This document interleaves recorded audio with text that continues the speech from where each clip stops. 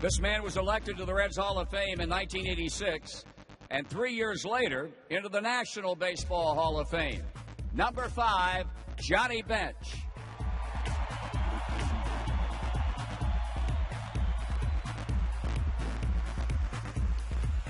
Enshrined in 1988, he was a major factor in the Reds' 1961 National League pennant, Jerry Lynch.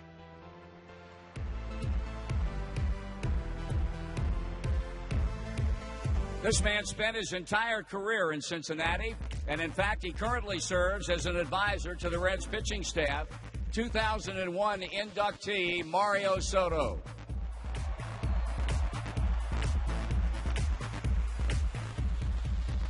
One of the Big Red Machine's premier offensive threats.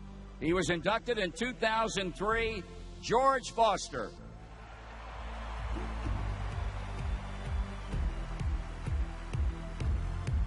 A 3-time Gold Glove and 2-time Silver Slugger honoree. He was elected to the Reds Hall of Fame in 2005, Eric Davis.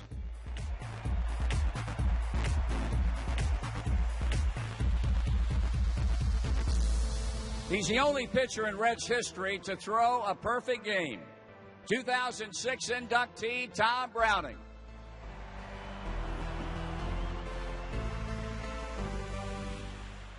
Enshrined in 2008, this Big Red Machine member earned 4 Gold Gloves during his run, Cesar Geronimo.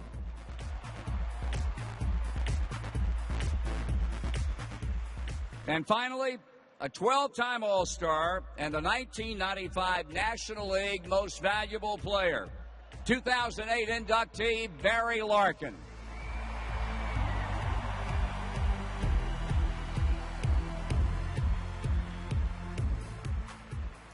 Folks, the Cincinnati Reds Hall of Fame and Museum is where Reds history comes alive. The hall thrives in part due to the contributions of its board of directors as well as Reds ownership. Tonight, we welcome several special guests of that nature joining us on the field.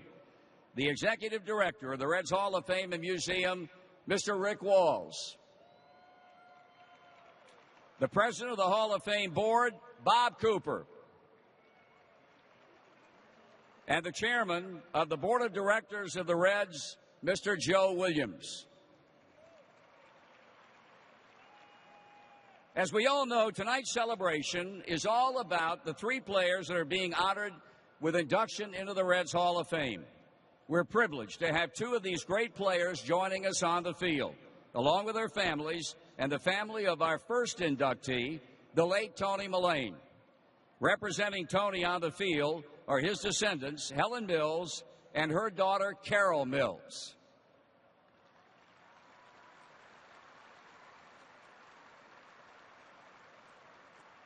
A native of Ireland, Tony Mullane was the ace of the Reds pitching staff from 1886 to 1892. His 250 strikeouts in 1886 stood as a club record until it was broken by Jim Maloney almost 8 decades later. Blessed with dashing good looks, he was nicknamed the Apollo of the Box, and his popularity with female fans contributed to the development of Ladies' Day at the ballpark. Mullane will be the 7th member of the Reds Hall of Fame who played all or part of his career in the 19th century. For a closer look at Tony Mullane, please turn your attention to the video board.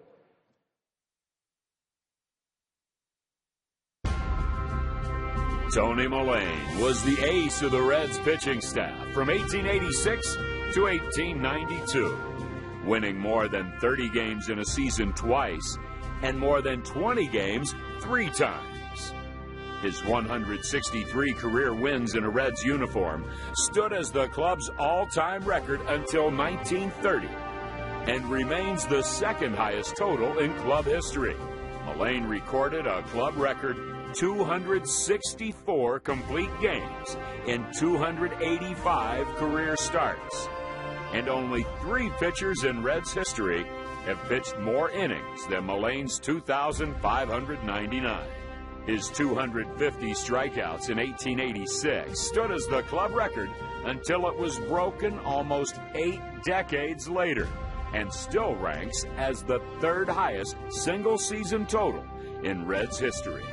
Blessed with dashing good looks, Mullane was known as the Apollo of the box, and his popularity with female fans contributed to the popularization of Ladies' Day promotions. Mullane is the 8th member of the Reds Hall of Fame who played all or part of his Reds career in the 19th century.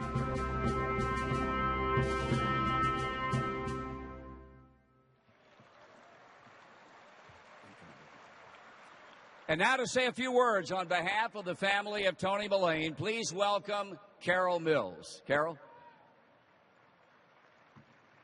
On behalf of the Mullane family, I thank the Veterans Committee for recognizing the talents and prowess of Tony Mullane. It is a great honor and high privilege to be in the company of so many baseball greats. Tony immigrated in 1862 or 1870 from County Cork, Ireland, with his family when he was just a boy. Little is known about his early life, but he exploded onto the baseball scene around 1880, racking up impressive stats and impressing followers with his good looks and style. By the early 1900s, he wrapped up his baseball career and started a new one as a Chicago cop, eventually reaching the rank of detective. But he remained loyal to the Reds, returning in 1936 to commemorate the Reds' 50th anniversary. From an impoverished boyhood in Ireland to a successful career on the pitcher's mound, Tony Mullane found success in this great American sport of baseball. Thank you, Carol. Durability and effectiveness were hallmarks of our next inductee's career. Pedro Borbon was an essential member of the Big Red Machine's outstanding bullpen corps. From 1970 until 1978, Borbon appeared in more games than any pitcher in the National League. And no Reds pitcher has appeared in more games in his career than Pedro. Borbon will become the third relief pitcher inducted into the Reds Hall of Fame, joining Clay Carroll and Wayne Granger. Fans, we're very happy to welcome a few members of the Borbon family joining us on the field tonight. His son Pedro, daughters Jacqueline and Michelle, and grandson Anthony Romeo, and of course, his wife Maria. Now for an in-depth look at Pedro Borbon's outstanding career. Once again, watch the video board. Durability and effectiveness were the hallmarks of Pedro Borbon's 10-season career with the Reds, an essential member of the Big Red Machine's stellar bullpen corps. He ranked in the National League's top 5 in games pitched each season from 1972 to 1977. In Reds history, no pitcher pitched in more games than Borbon's 531. Manager Sparky Anderson once said of Borbon, he could pitch 14 straight days and you could still run him out there on the 15th. Used in a wide variety of game situations, Borbon had only one losing record in his Reds career, and his 76 saves ranks 7th on the club's all-time list.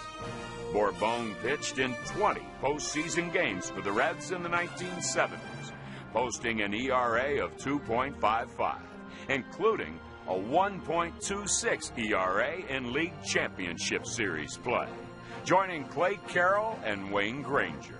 Borbon is the third relief pitcher inducted into the Reds Hall of Fame.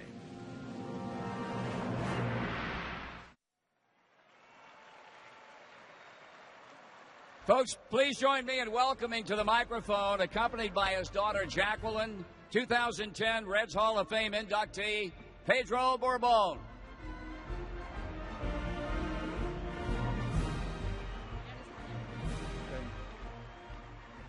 Gracias a todos aquí los fanáticos de aquí de Cincinnati. Muy contento y feliz estar aquí junto con ustedes otra vez. Solamente estoy conforme porque para mí han sido los mejores los mejores fanáticos que ha podido mirar en el béisbol organizado. Aquí hay mucha disciplina, aquí se puede vivir como uno como pelotero, no lo atacan ni le hacen nada.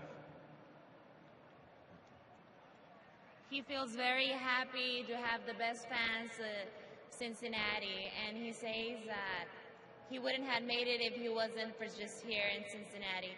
And he's very excited and he enjoys, and he wants to say thank you to all his fans.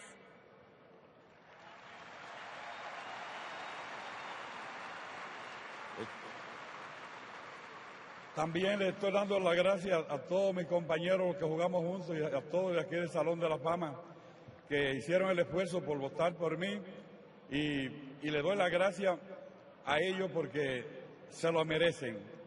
Y también especialmente a los fanáticos de aquí de Ohio, que son los mejores. Otra vez voy y lo repito, estoy orgulloso con el estado de Ohio y más con la ciudad de Cincinnati. He wants to say thanks to all his teammates. They were the best teammates ever, and to Ohio, Cincinnati, and thanks to the Hall of Fame. Yeah.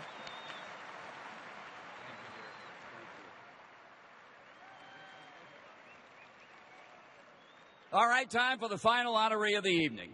First, we'd like to welcome the members of Chris Sabo's family who are joining us here on the field. His dear wife, Susan, their daughters, Annie, Brooke, and Olivia.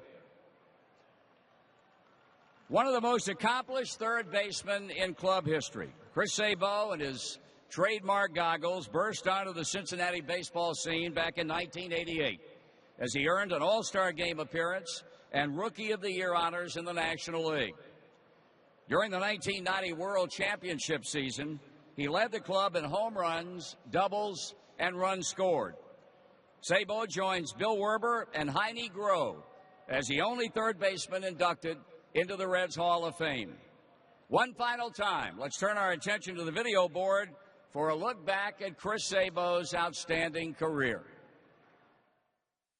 One of the most accomplished third basemen in club history, Chris Sabo, known for his hustling style and trademark goggles, burst onto the Cincinnati baseball scene in 1988, leading the Reds in doubles and stolen bases, en route to becoming one of only 7 players in Reds history to win the National League Rookie of the Year award.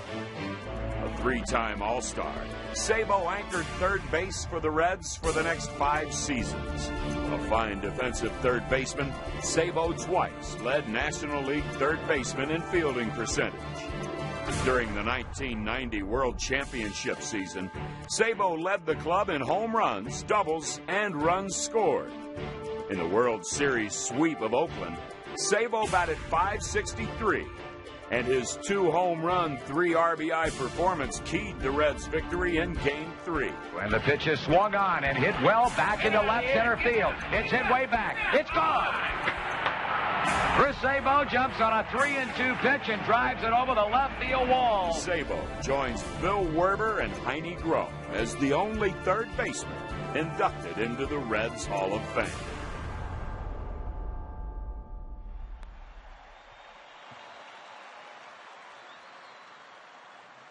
Fans, join me in welcoming to the microphone the man whose bobblehead was given away tonight, Chris Sabo.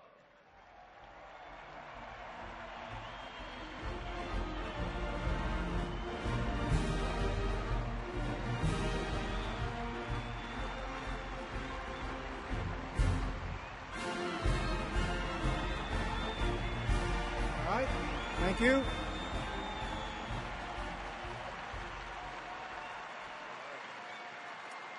Well, I know we got a baseball game here, so I'll try to keep this a little brief. I'd like to thank the Reds organization for setting up such a great and long weekend. I appreciate that. I'd like to thank my parents, my mom and dad, my sister for sacrificing so much for my sports my whole life. I'd like to thank all the former Reds and my former teammates showing up here, and my family and friends. I also like to thank all the managers and coaches I had throughout my career, they've been great and very instrumental in my career. Most of all, I'd like to thank my family. I'm not the most easy guy to get along with, but they put up with me for my outgoing and pleasant personality for many years. And I really appreciate them, and I'm just happy they stuck with me. It's a true honor to be included in such a great Hall of Fame. Something I never expected, and I really don't reminisce too much about my baseball career. I try to forge ahead. But it really is a good honor. And most of all, I would like to thank the fans the most, because obviously without you guys, I wouldn't have been voted in. So I really appreciate that. That's it's very nice of you. I really enjoyed playing baseball. Wish I could still do it, but that's not going to happen. I like the golf, and I know I'll never win the green jacket at Augusta, but I'm very honored and privileged to wear the red jacket of the Reds Hall of Fame in the future, and I'm really humbled, and maybe I didn't, in my mind, believe that I was played long enough or had enough success to be elected to such a Hall of Fame, but I'll take it.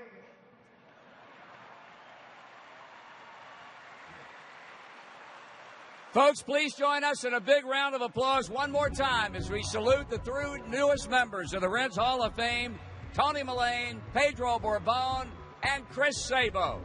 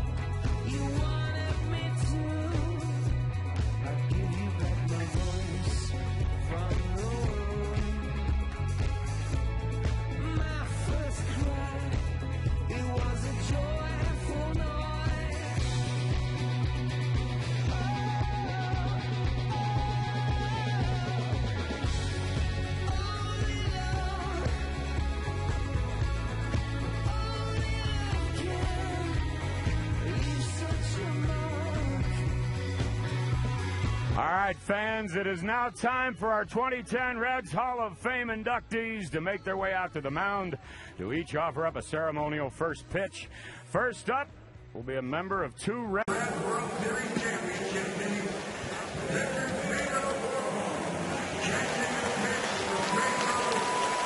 Got him. I got him.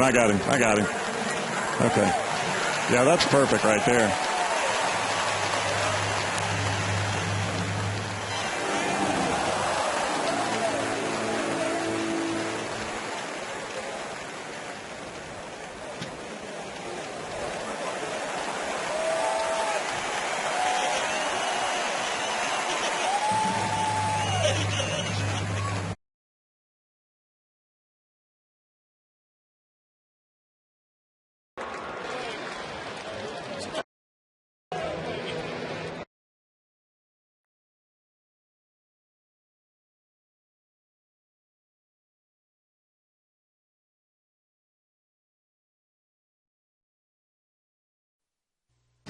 This copyrighted telecast is presented by authority of the Cincinnati Reds and may not be reproduced or retransmitted in any form.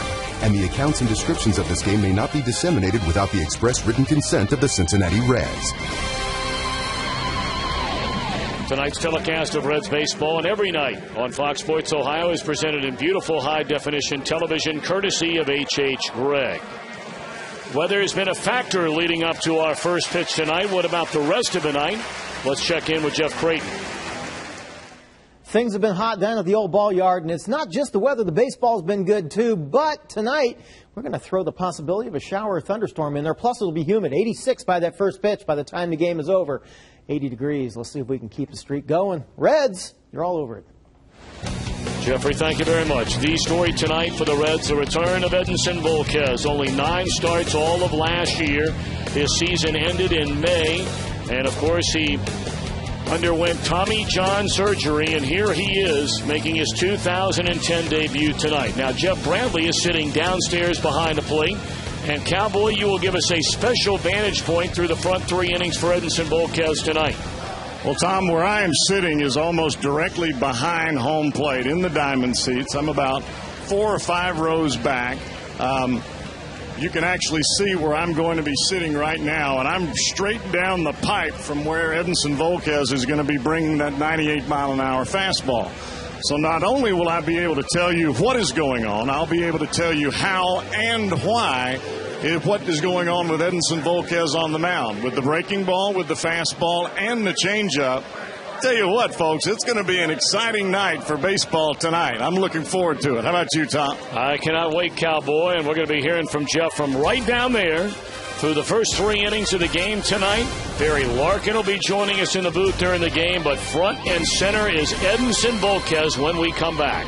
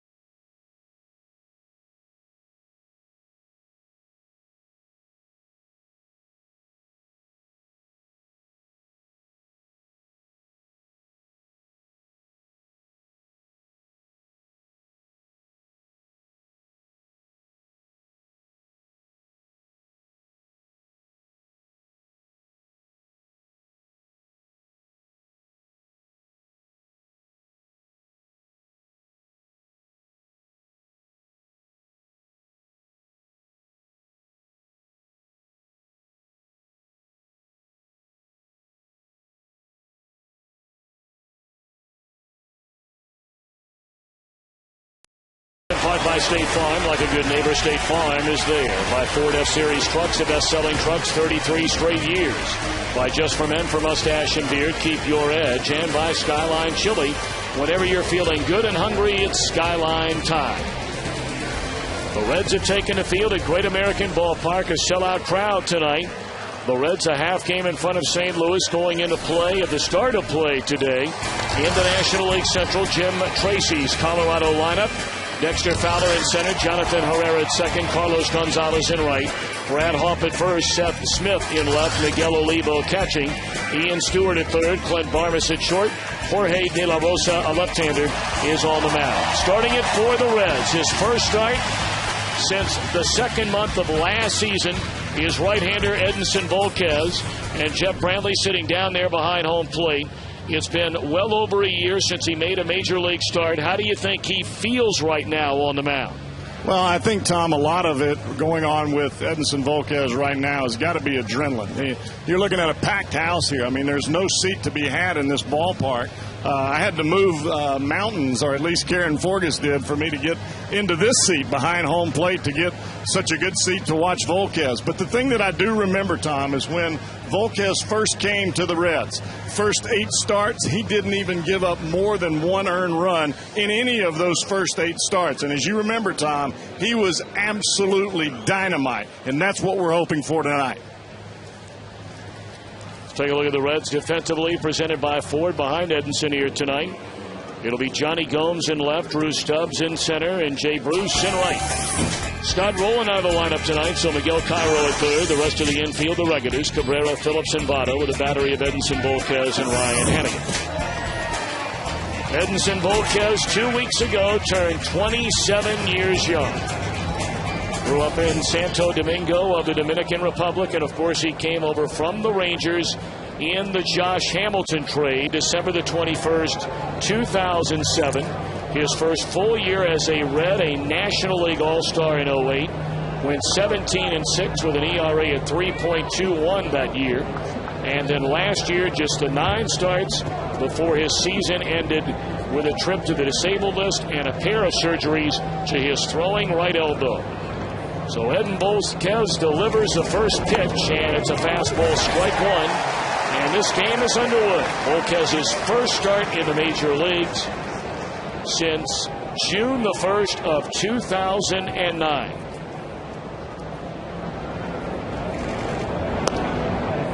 In there, strike 2. Tom, that pitch there, a breaking ball at 0-1. That's not a pitch we saw a whole lot from Volquez before surgery. We saw fastball and changeup. You had that pitch, you may be adding a few more wins. Well, his rehab totals in the minor leagues for both Lynchburg and AAA Louisville were staggering. There's a fastball at 94 miles per hour. In a total of 31 innings on rehab, Volquez allowed 14 hits, 5 runs. That's an ERA of 1.45. He had a record of 4-0. Struck out 28 batters and walked only 8. And it's softly lined into right field on a 1-2 pitch. A base hit by Fowler. He's going to second. Bruce's throw is not in time. Heads up base running by Fowler. It's a very wet outfield, and that ball just died in the grass. Jay had to run and get that ball, Tom, and it was a changeup from Volquez that he just left up in the strike zone a little bit. Once you get 2 strikes on a hitter, that's one of the pitches that Volquez really would rather have die down in the dirt instead of stay up where it was that time.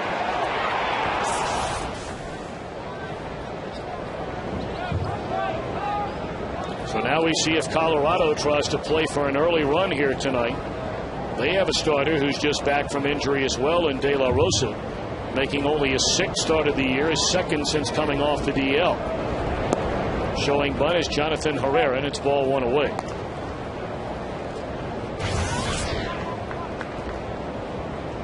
Kind of makes you wonder, Tom, if they are thinking bunt, thinking 1 run after knowing what Volquez did in the minor league. Herrera, .316 batter, playing regularly since Troy Tulowitzki was hurt. There's a bunt back to Volquez, and he'll play to first and get the out there. They'll give Herrera the sacrifice, and Fowler stands at third with 1 out in the opening inning.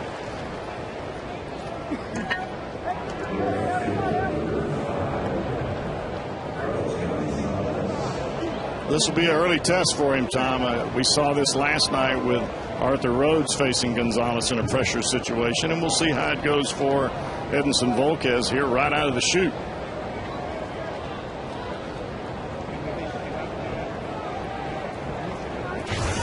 Carlos Gonzalez, a .313 batter, 17 home runs, 60 runs batted in.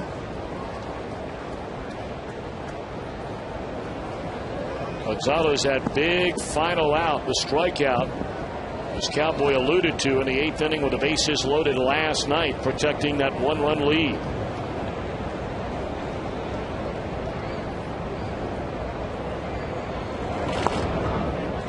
Fastball at 95 miles per hour, low and in, ball 1. Everybody talks about the adrenaline that you have when you come from AAA or AA, and then you finally come to the big leagues. And I expect to see some of that adrenaline in Edinson Volquez and with his pitches tonight. 1/3, 1 out. 1-0 the count on Carlos Gonzalez, and Volquez to the plate. A fastball rides high, 2-0.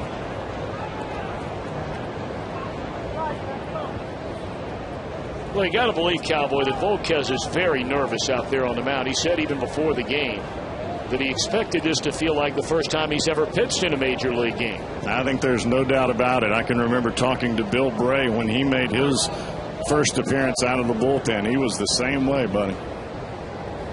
2-0 to Gonzalez. And it's pulled into right field. A base hit that'll knock in a run. So Colorado in front 1-0 after 3 batters, a double, a sacrifice, and a base hit. 2-0 fastball. The pitch was down in the strike zone, but as everybody knows, Gonzalez probably the best hitter in this lineup. He can hit a fastball, and it doesn't matter if it's 0-2 or 2-0, regardless of the situation.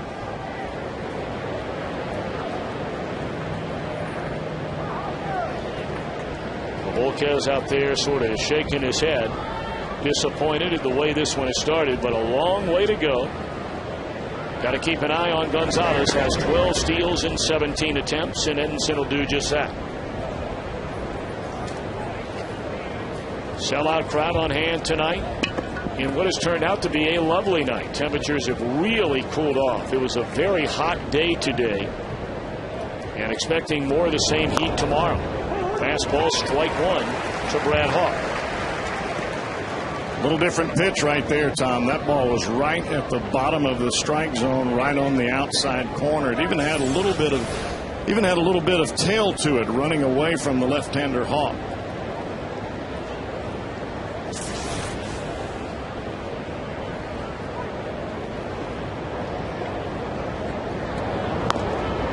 Threw a fastball right by him there to get ahead 0-2.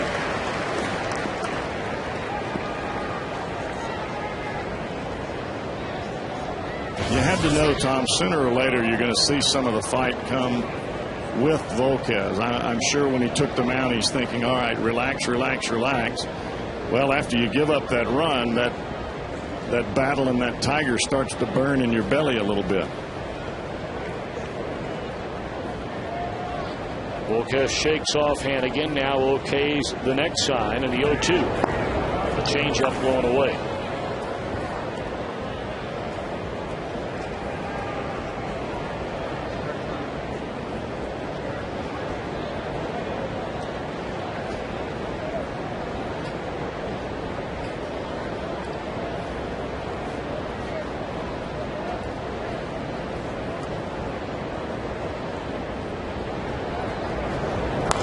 Gonzalez started to run and slammed on the brakes as Hawk fouls it out of play. It stays at a ball and 2 strikes. Tom, he has got some heavy heat on the fastball tonight. That pitch was 95, and I would expect as the game goes on, the velocity is going to continue to climb with Volquez.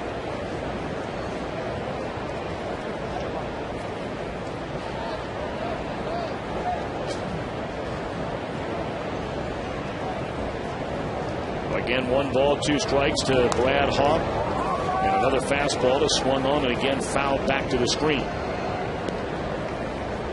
Tom, it looks as though they're trying to set up for that changeup. The first changeup that he threw to Hawk at 0-2, Hawk took it pretty well. But after that fastball inside and then the fastball up that he fouled off that he looked like he was about an hour late on, I expect he's probably going to get a changeup here, and we'll see a little contact, or we may see his first strikeout of the night.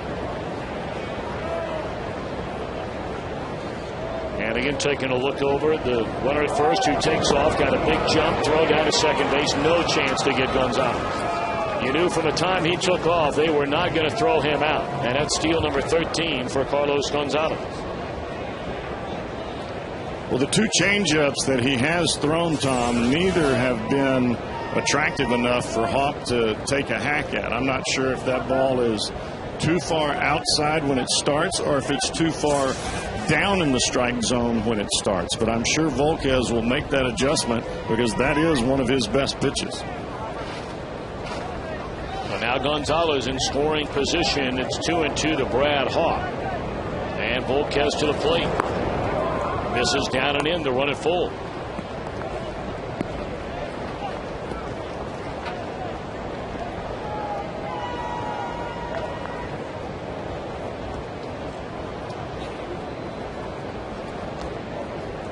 Volquez extremely delivered in between pitches, Jeff. And I think a lot of that is just indecision with what he would like to do here.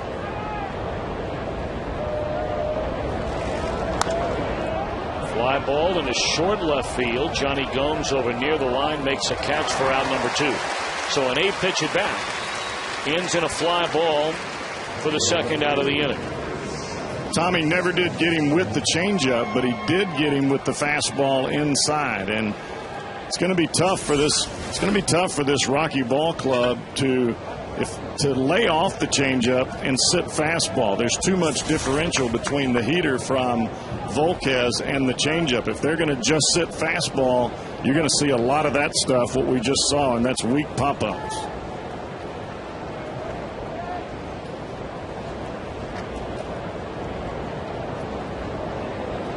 All right, 2 away in the inning. Gonzalez out at second base, and here's left fielder Seth Smith, the .282 batter. 12 home runs and 38 runs batted in.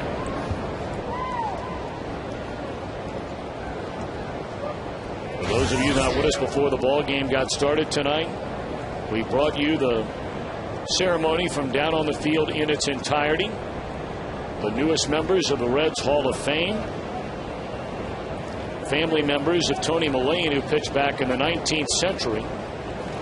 Pedro Borbon, of course, a standout out of the Reds bullpen through the decade of the 70s.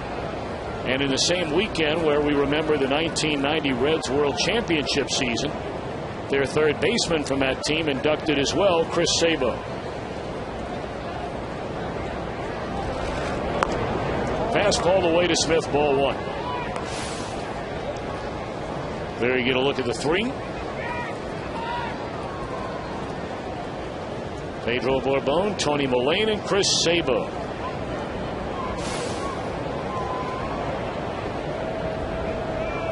Gonzalez at second with 2 away and a run home in the Colorado first. And now Volquez falls behind 2-0. He fell behind Gonzalez 2-0, and he knocked in a run with a base hit to right field.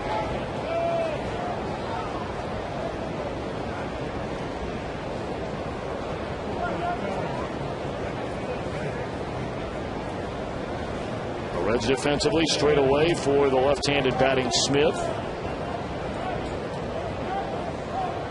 2 balls and no strikes, and Volquez going to work. That's his best changeup of the night. Well, changeup is all about arm speed. If your arm speed is not there, you're going to be able to pick up the changeup right out of the hand. And you're right, Tom.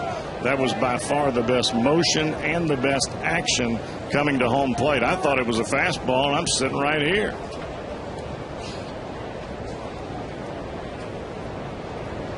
Well, now 2-1 on Smith. Gonzalez leads out at second base, and he beat him with a fastball at 95. Now that's the old Edinson Volquez there. Changeups away, fastballs down and in. Very difficult to decipher which pitch is going to be where. He can beat you with it away. He can beat you with it in. Now the issue is, let's see a good pitch for an out pitch on this one. There's Jeff Brantley sitting right there behind the plate with a bird's eye view. 2-2 on Seth Smith. 2 outs in the inning. Beat him with a fastball out of the strike zone, and that'll end the inning. A 22-pitch opening inning for Volquez. He allows a run on a couple of hits. The Reds are coming to bat when we return.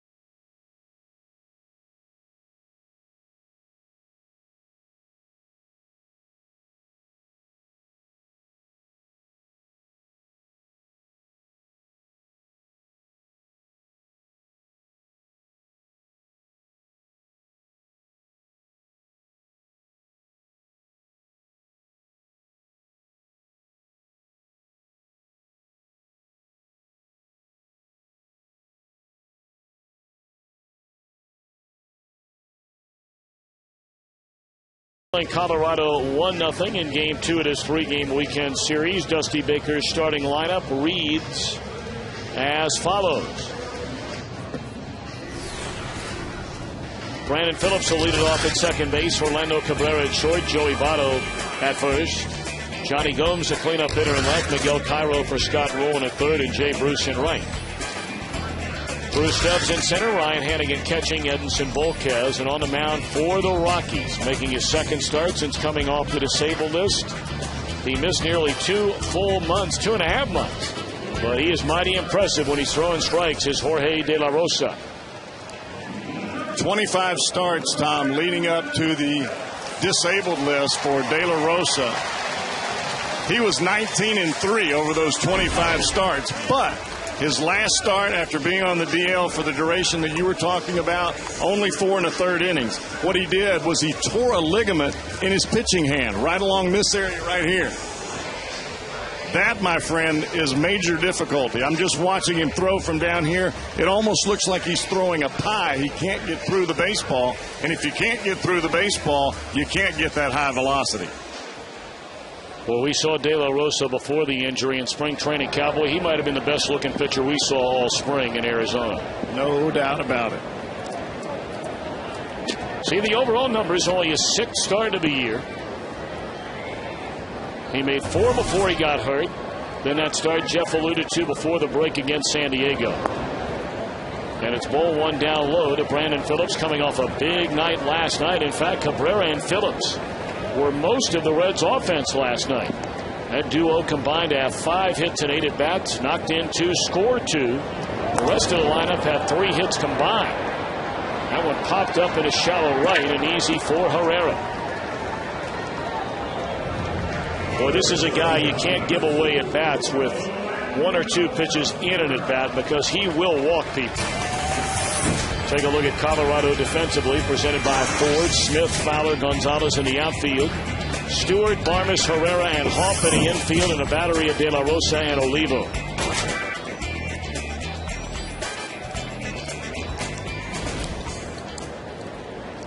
Now Orlando Cabrera, 248 batter, 3 home runs, 33 runs batted in. Ball 1. Tom, you hit the nail on the head when you talked about taking pitches against De La Rosa, especially with him having to figure out how his finger's going to feel throughout the ballgame. Well, the only pitch he has thrown in the strike zone, and he's only thrown 4 of them, but the only one he threw in the strike zone, Brandon Phillips swung at a 1-0 pitch. And that was a ball. That pitch was a changeup that was off the plate away. As a matter of fact, from where I sit, it was in the left-handed hitter's batter's box. There's ball 3. And who knows, this guy might end up throwing a no-hitter here tonight, but there is no doubt about it. There is a dramatic difference just watching the ball come out of this guy's hand than the guy we saw healthy in Arizona. There's a strike. I think you're exactly right, Tom. It almost looks as though he's almost unsure of each pitch that he throws. And when you have an injury like that, it's not a feel-good thing. And there's a walk. A 5-pitch walk to Orlando Cabrera that'll bring Joey Votto to the plate. You know, and again, you can say it's spring training, big deal. I only bring it up because, Cowboy, we were there to watch it with Jorge De La Rosa on the mound. In fact, we did the game here on Fox Sports Ohio from Goodyear, Arizona, and he pitched in the game. And his stuff was beyond belief. Well, he was nails then, Tom, and not only did he have the velocity, but he had great life the last 2 or 3 feet to the plate. Right now, the life on the ball is dead as it comes home. And Votto grounds the very first pitch of the at-bat into a double play. Well, the Reds hitters made it very easy for De La Rosa in that inning. He threw 2 strikes to get 3 outs.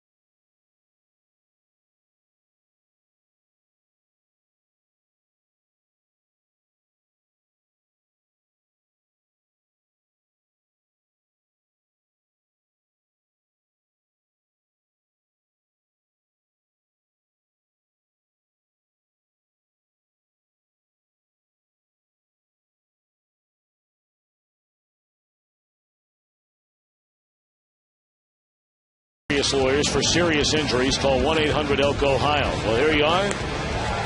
Tuning up, Cowboy, for the final 2.5 months of the year, and you basically get your ace and don't give up anything to get it. Not too many teams can bring a 17-game winner out of their minor league system and plug him right in, especially a guy with the competitive nature of Volquez. But to be honest with you, Tom, I think it's the best-case scenario for both he and Bill Bray. You come right into a pennant chase scenario. You don't have time to worry about the aches and pains in your arm or your elbow. You just go out there and compete and let it all hang out. Colorado scored in the first inning on a double by Dexter Fowler, a sacrifice punt, and then an RBI single by Carlos Gonzalez. So here we go in the second inning. And a first pitch fastball, strike one to Miguel Olivo. Olivo having just an outstanding year. .325 batter, 12 home runs. Number 12 came last night and has 43 batted in.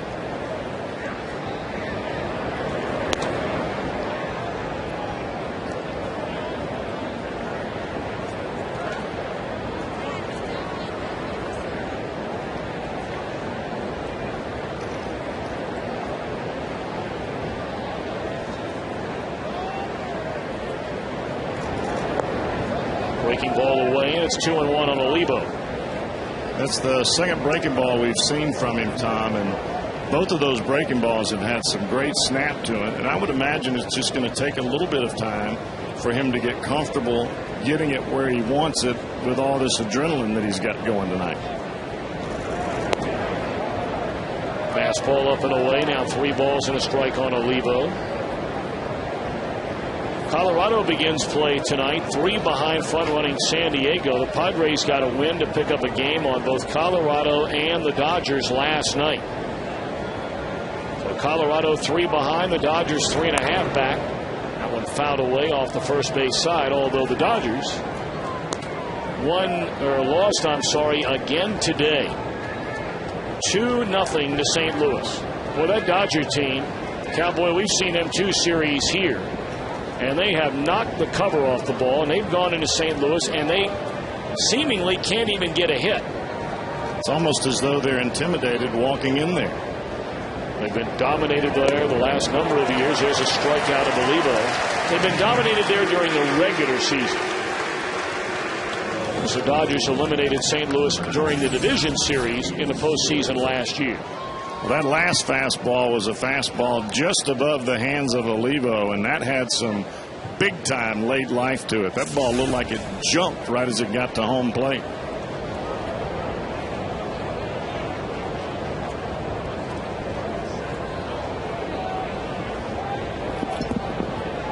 Again, for those of you just joining us, Jeff Brantley sitting right behind home plate tonight for the first 3 innings. To bring you up close and personal, as up close as he can get to the Reds right-hander on the mound. And there's Jeff Brantley right behind the plate in the 4th row. Those are definitely not the Bob Uecker seats down there. They've got some good food down here, Tom. Yeah, you can also have a couple of drinks for nothing as well. Well, I wasn't going to tell you about what I have. The ribs and chicken are good. Sorry.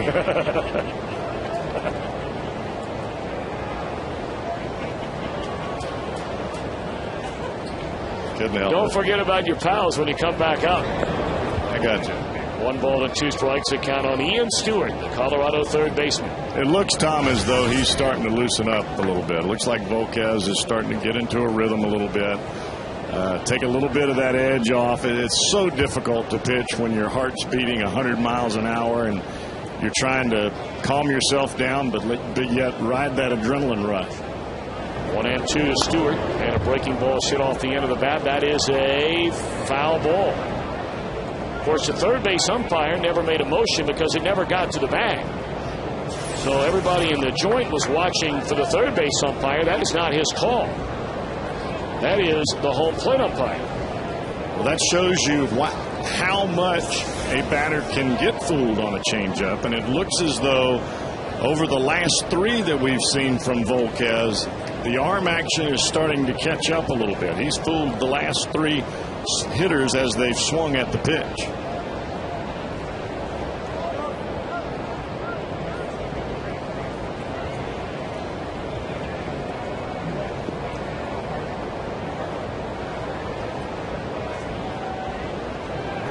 1-2 on Ian Stewart. Breaking ball, swing and a miss. Mercy. That's 3 strikeouts in a row now for Edinson Volquez. You talk about the bottom falling out of a breaking ball. This is the part that we missed when Volquez was around the first time. He didn't throw a whole lot of breaking balls. That one there started in the middle of the plate and ended up on the back foot of Ian Stewart. He had no chance to hit it. Probably should have just let it go, but the thing looked like a fastball until the last second. Boy, great pictures there on our X-Mode camera. That ball shot into right center field on the first pitch, a fastball by Barnes. So he's aboard with a 2-out single, the 3rd hit tonight for Colorado against Edinson Volquez. And, Tom, that's really what you try to do from a hitting standpoint against a pitcher that you know has phenomenal secondary pitches. You go up there, first fastball you see, you take a hack. That's what we saw from the Reds there in the first inning. And I think they're thinking that De La Rosa, who's coming to the plate now, is the De La Rosa of a year ago. He still doesn't have the snap on the ball that he had in the year past. So now the pitcher, De La Rosa, not a bad hitter. 2 for 9, 3 RBIs, and has a double. And he goes up there hacking, first pitch fastball, and it's hit back to the screen, strike 1. I think the thing that you have to like what we've seen thus far, and albeit very short, is the fact that Volquez is throwing strikes and he's challenging the hitters right off the bat. And he's pitching on both sides of the plate as well.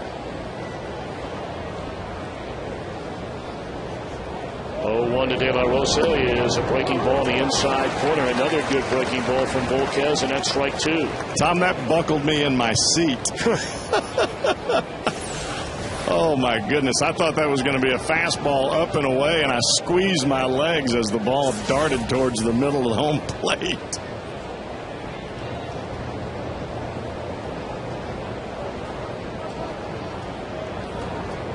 So Edinson ahead 0-2, and a swing and a miss on another breaking ball, and that will end the inning. He fans the side, allows a hit. Reds down 1-0.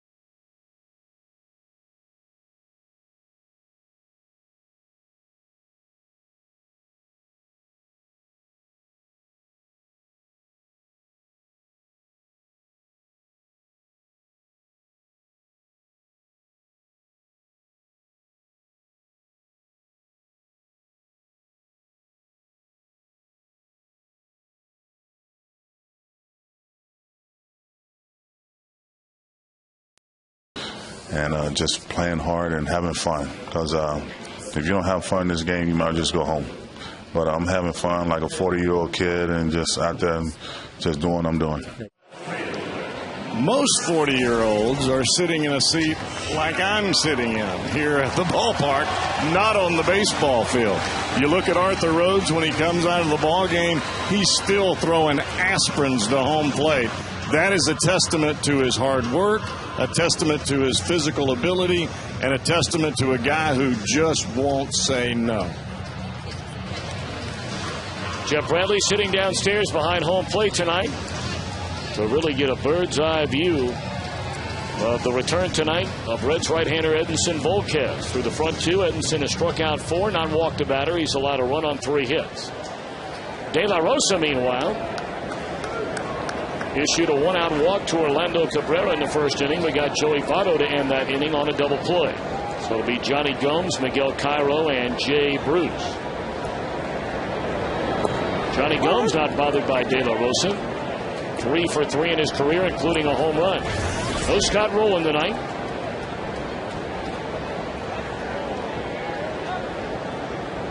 Finale of this series will be an afternoon tilt tomorrow, and then Washington comes to town for 4 beginning on Monday night. Off the end of the bat, it will be run down by Fowler, and that's an easy out. And Cowboy, certainly you can't like the approach early on. And it's not to say when you get a good pitch you don't swing at it, but we talked about even when he's good, De La Rosa has a tendency to be wild.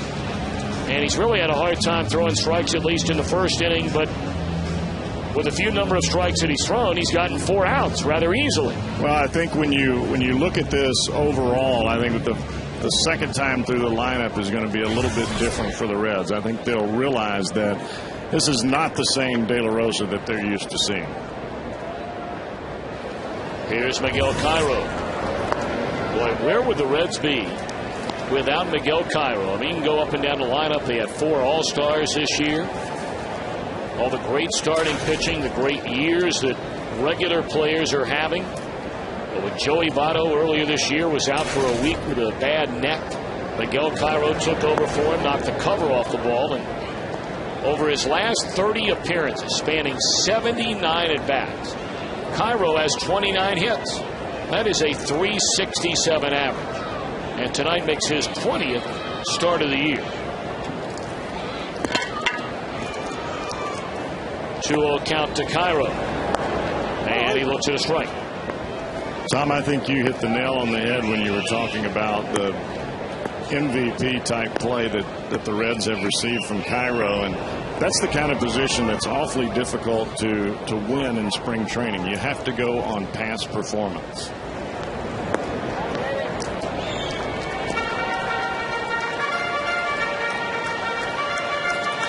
See a little more patience from Cairo here in this at bat.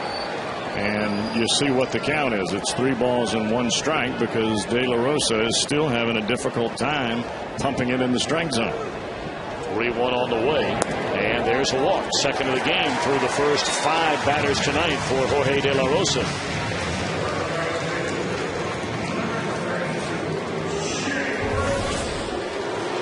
We'll see if Jay Bruce can start to kick things into gear again. He had a 3-run home run taken away in the game last night on a spectacular grab over the wall in right center field by Dexter Fowler. Told you the last time Jay Bruce knocked in a run was what turned out to be the game-winning home run, the final home game on the last home stand. That 2-1 blast off Roy Halladay. Reds went on an 11-game road trip. Bruce did not knock in a single run.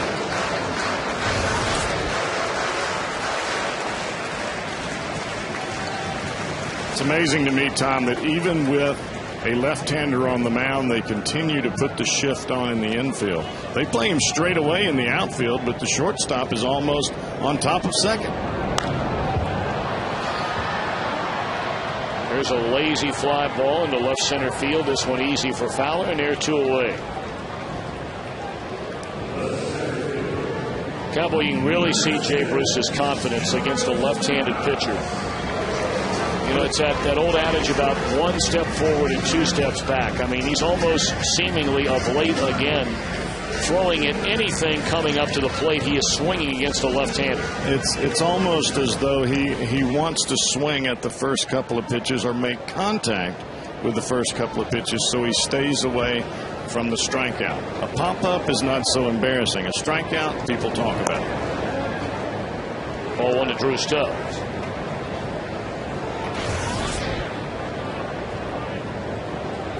Stubbs at .236 with 11 home runs and 43 runs batted in. This sellout crowd looking for something to get excited about. Stubbs trying to give it to him right here and right now. In the air, down the left field line. Is it enough to get out of here? Get excited!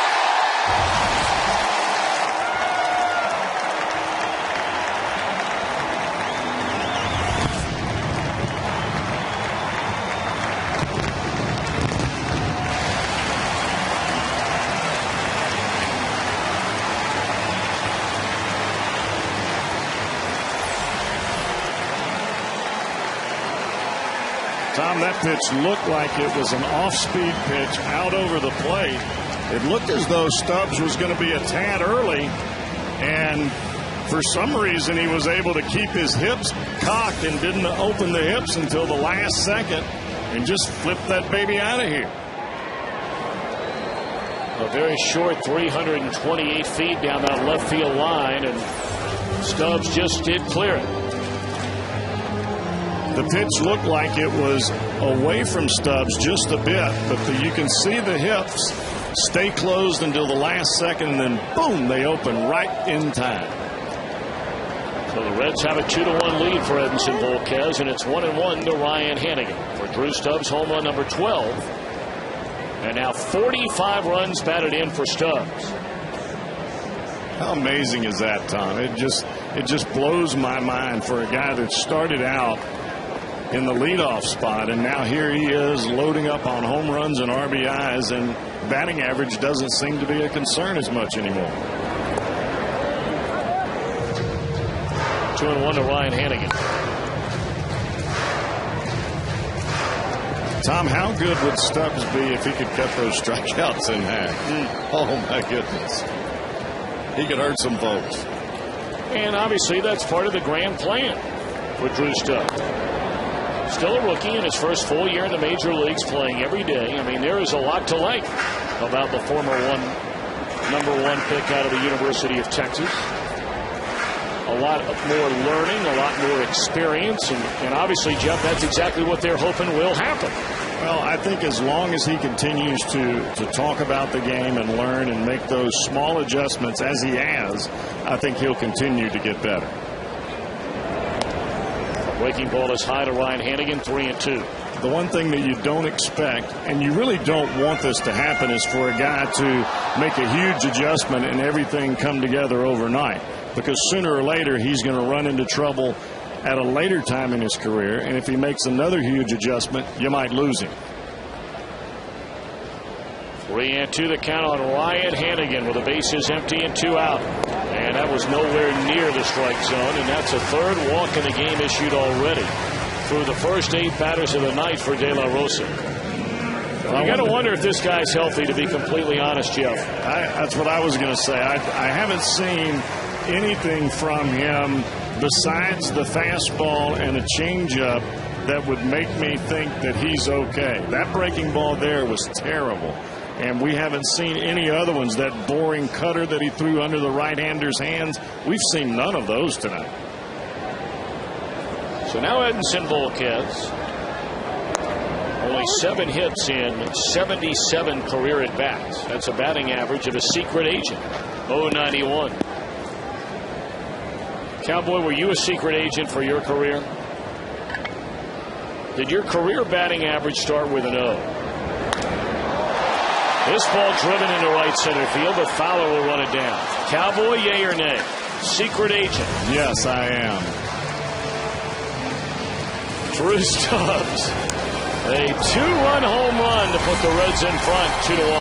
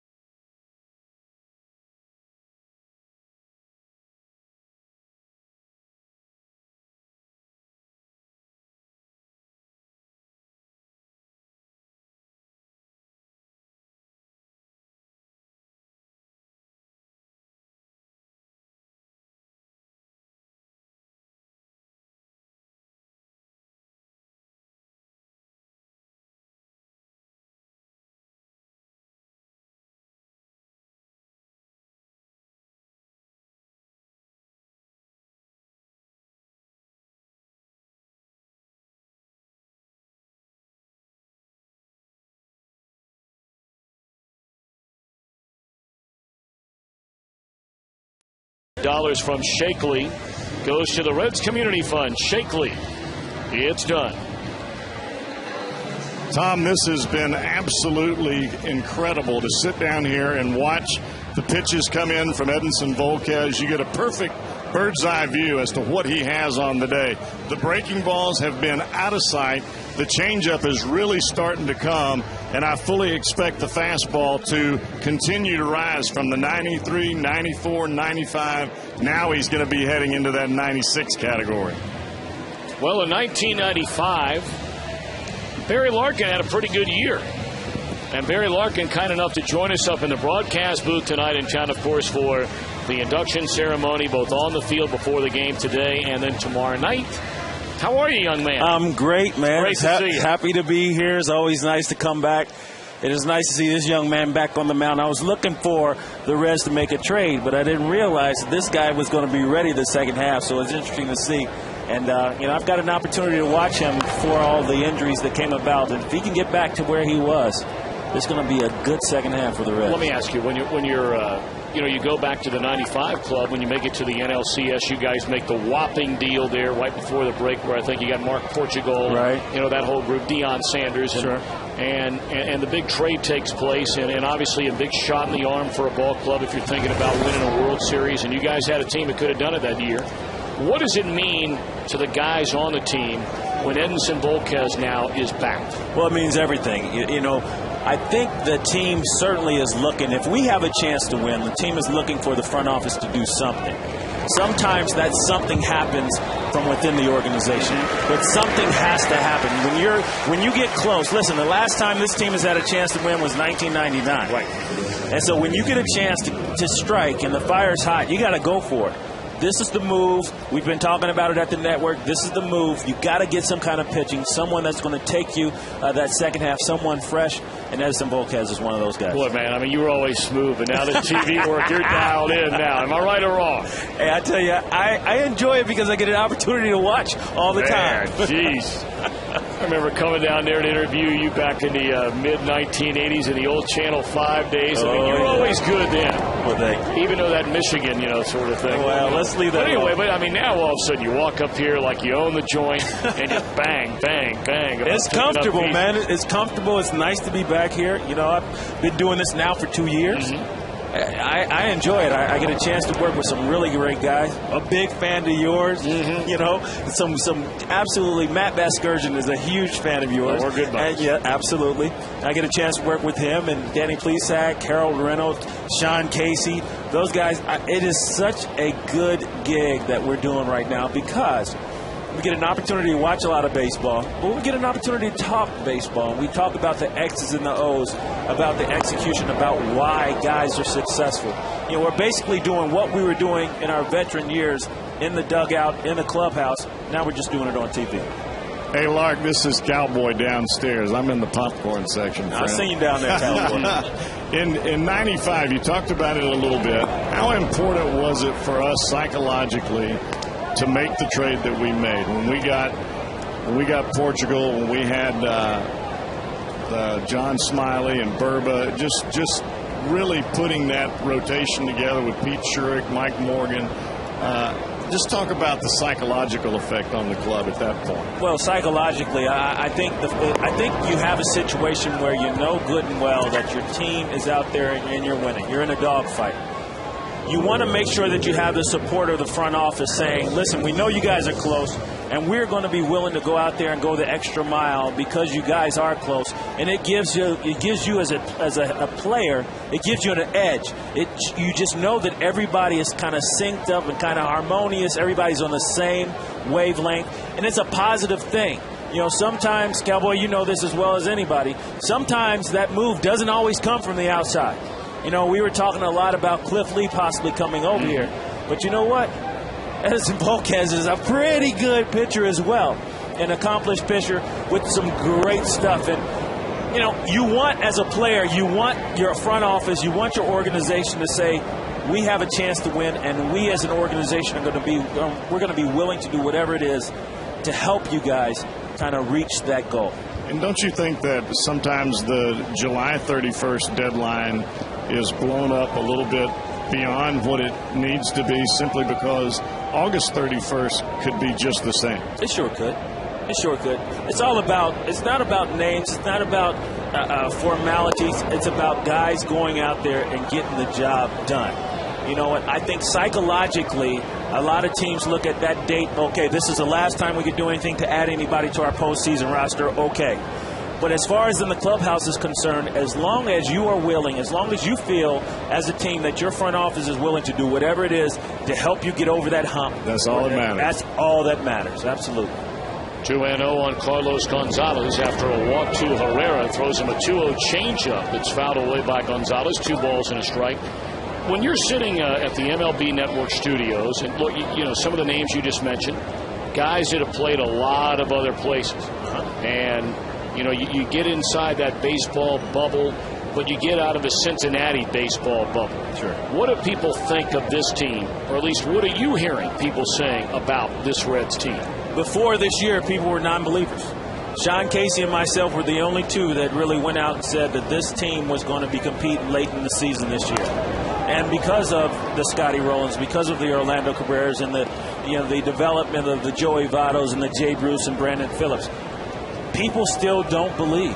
I think they're starting to believe. But, you know, you look at it, and you're talking about the San Diego Padres as well, Cincinnati Reds as well. So, you know, and the Atlanta Braves. And these Texas are Rangers. Texas Rangers. These are teams that historically have not been able to get it done. But certainly having the opportunity to go spring training with these guys, that's why I predicted that these guys would finish high up there, if not win it, was simply because of the opportunity that I had to spend some time with Jay Bruce. I saw some vim and vigor and fire in that young man's eye, and I know good and well he's a young player, but he's a player that wants to get it done. I had a chance to spend some time with Joey Votto and with Brandon Phillips. I personally had a chance to sit down with these guys and just talk to them and watch them work. And that's what it's about. It's not about what's conveyed in the public. It's about what happens when the cameras aren't there. And I saw those guys getting after it in the weight room, getting after it on the backfields, you know, on field Z, taking ground balls with bad hops and taking hours and hours and hours of batting practice. That's why. That's what happened. That's what gets it done. And this team is comprised of a lot of the guys that are following the Scotty Rowlands, the Orlando Cabreras. 2-2 to count on Gonzalez. Barry Larkin in the broadcast booth with us. Cincinnati Moeller High sitting in the booth, in fact, just to our left. His high school coach, Mike Cameron, who, of course, won so many state championships as a head man for the Crusaders. Now, he's the scorer, right? The official scorer? Number 2 in command. Okay, because I don't remember what the guy's name was, but I certainly was looking up. Where is he sitting? Because I used to look up here all the time. After I look up at the board and get an error, and I look up and say, can you make that play? I think Glenn Sample was his name, right? Glenn Sample was his name. Yeah, but there's Mike right there. He was my high school coach, juniors high school coach.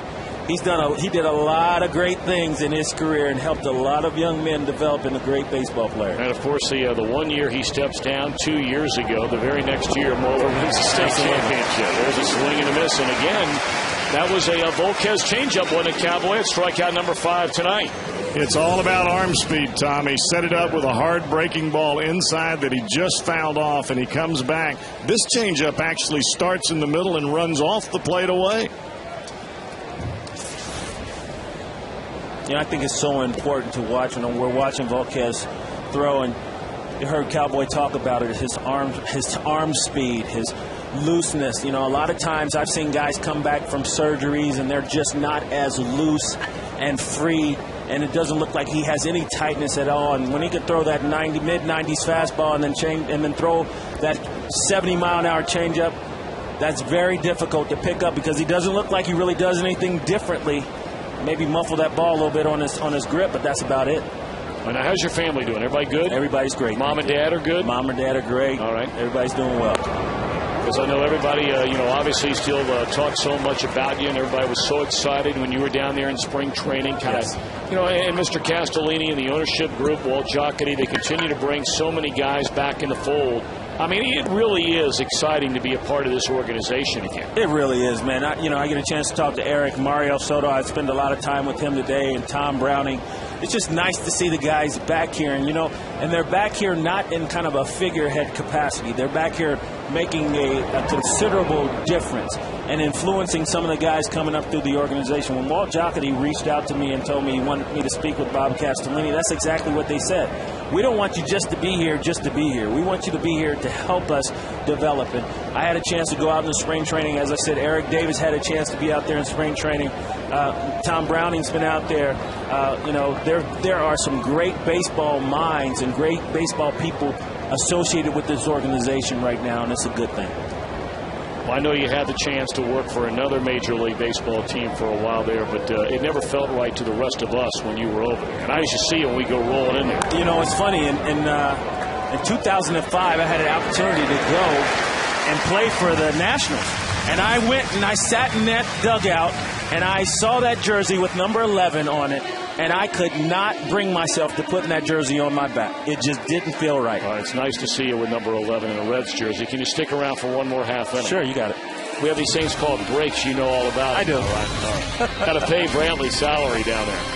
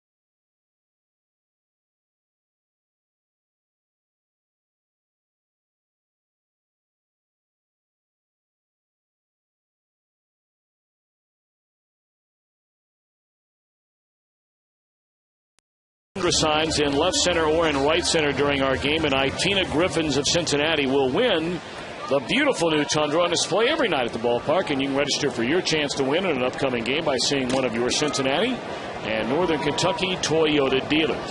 Top of the order, Reds lead 2-1. They bat in the third, and Brandon Phillips looks at a strike.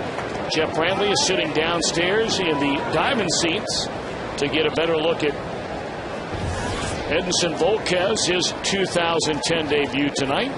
And stopping up in the booth, Reds Hall of Famer, and won't be too long from now, he'll be a Major League Baseball Hall of Famer, Cincinnati native Barry Larkin. There's a check swing and a roller back to the mound, one away to begin the inning. Barry, if you could say anything to some of the younger players on the Reds. We know Rollins had postseason experience, Cabrera's had it, there are others. But for the everyday guys, the Vottos, the Phillips, the Stubbs, the Bruce, Gomes, these kind of guys that have never been there before. Yeah.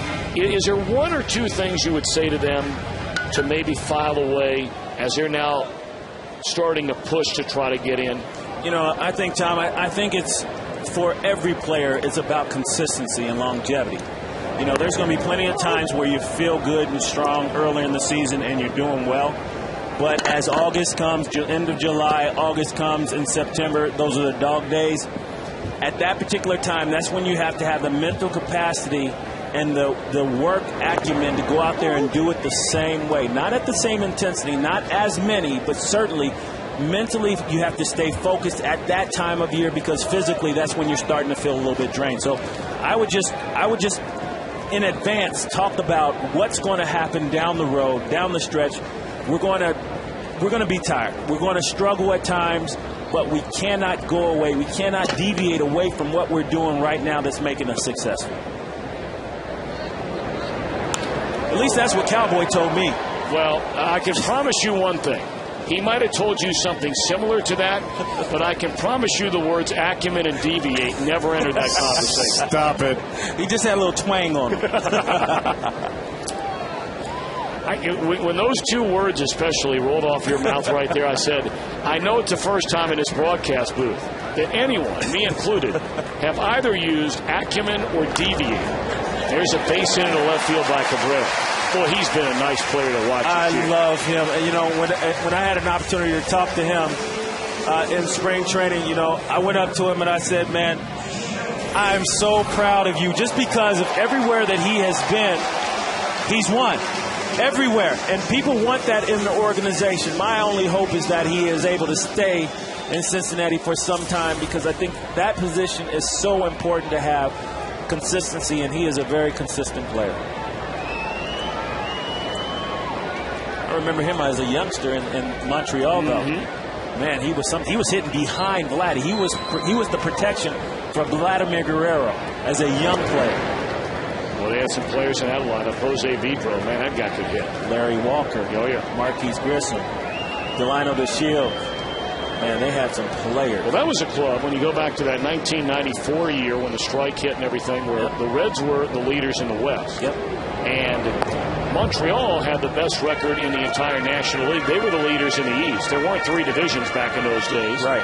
And many wonder, you know, if the Reds that year would have played Montreal, you know, how would that NLCS have turned out? It was interesting. We were in Montreal during the work stoppage. When they said it's over, or this isn't going to work out for us, fellas, or, you know, we've got the impasse, or whatever it was at that particular time. Not exactly sure of the verbiage, but we were in Montreal. I remember standing on first base, talking. I don't know if Andres Galarraga was there at the time. Whoever was the first baseman. I remember sitting there talking about, this will be terrible if we cannot continue to play, because we're both in first place. They had a really good team that year. If I remember right, they had John Wetland closing for that team, and I can't remember who the Rojas, was that who it was? Was he center? Rojas as well. Yeah. They had a good team. They really did. 2-1 to Joey Votto. 2-1 is our score.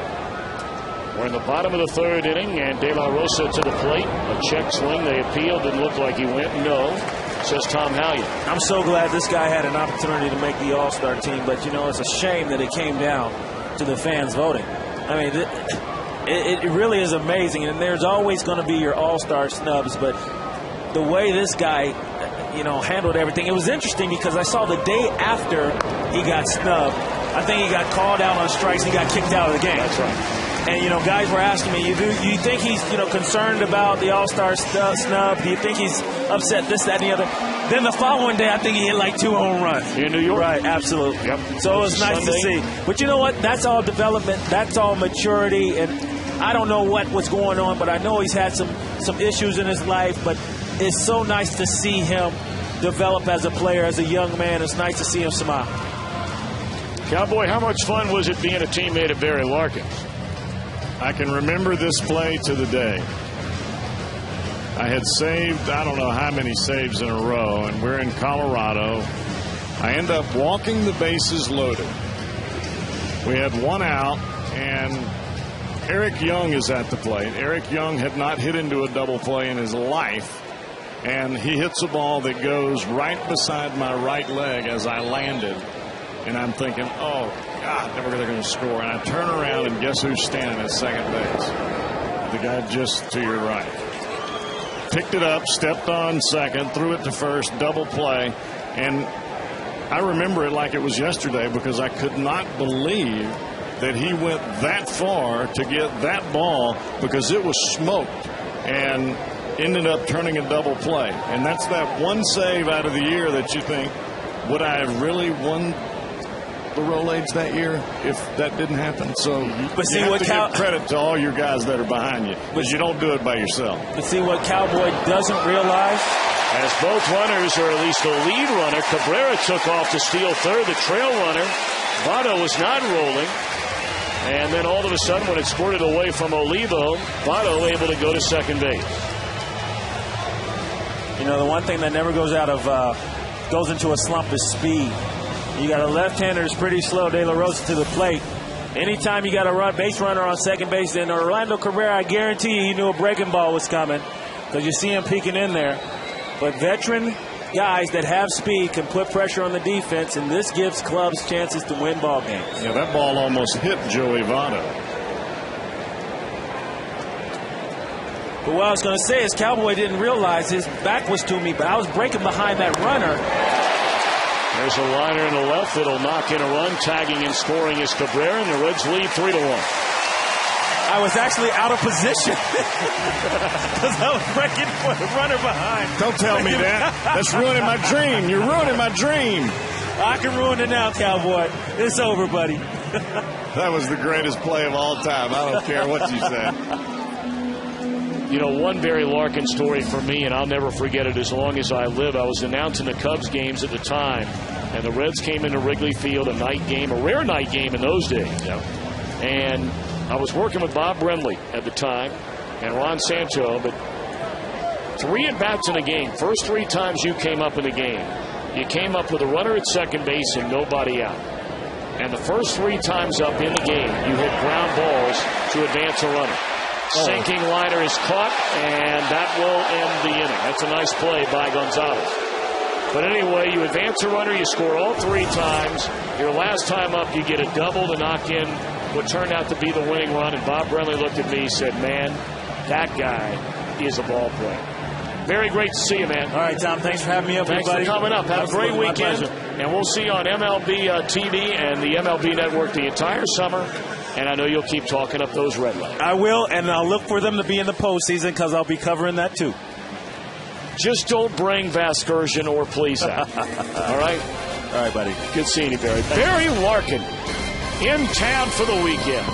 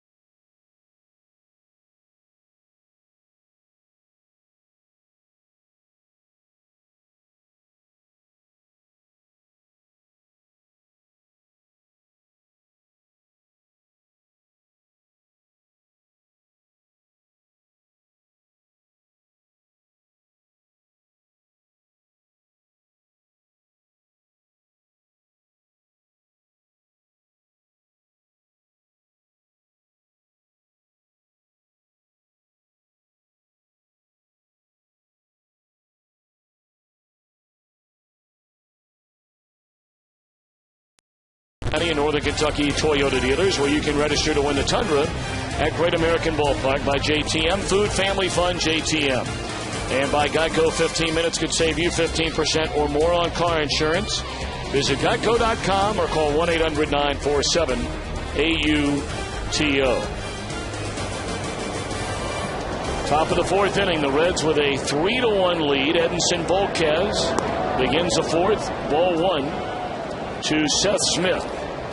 57 pitches in the game by Edinson Volquez. And Cowboy, you think he is getting better as we move along in the game? I really do, Tom. He just looks like he's settled down a lot more. He's moving the ball on both sides of the plate. That's in the air behind the plate, and it's out of play. About 2 sections over from the Cowboy.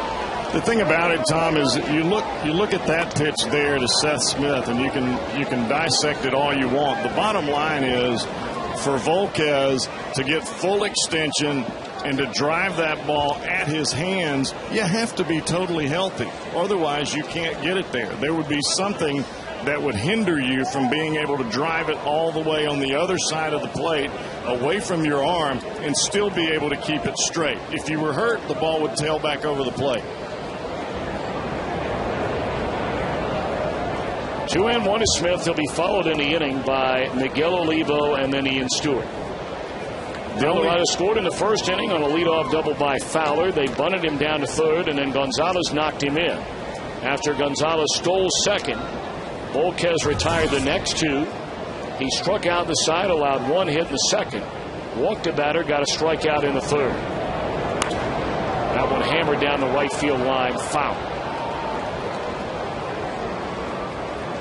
The only thing that I see thus far that he's going to have to work on, Tom, is his location with the breaking ball and the changeup. But for Volquez right now, his fastball is so good, and he's able to locate it on both sides of the plate. Reality's sake, you just keep the changeup away from the hitter, and you keep the breaking ball in the same spot. Just keep it away, and you don't get burned with it.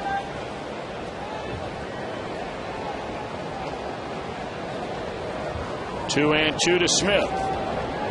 5 strikeouts, 1 walk for Volquez tonight, and that one's in the air and should be out number 1 here in the 4th inning. Gomes coming in to get it, and it is.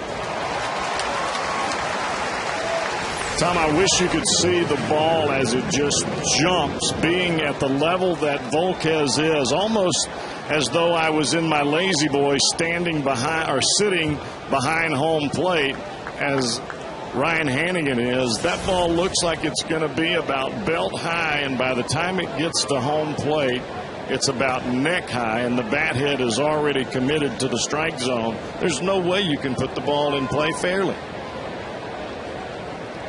Well, 1 away, and now Olivo struck out his first time up. Wow. Sitting here, Tom, is almost as though I'm sitting in my lazy boy in front of the TV. The ball is coming at my stomach, and it takes a direct right turn, and it hits the little wooden knob that's down here beside my chair that adjusts my feet. Mercy, mercy. Breaking ball followed by a changeup, and Olivo behind 0-2. Everybody remembers the Bugs Bunny commercials where you pull the string. Well, he just pulled the string, and he made him look awfully foolish. Ahead of Olivo 0-2. Comes right back with a fastball, and it's a line to Brandon Phillips for the second out of the inning.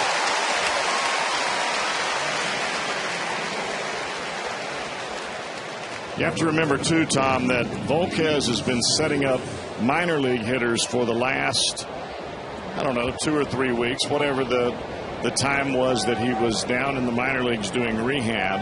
And I think the one thing that he'll remember is that when you set up a minor leaguer, you can go down and away and get him out. When you set up a big leaguer, that fastball after 2 off-speed pitches better be inside.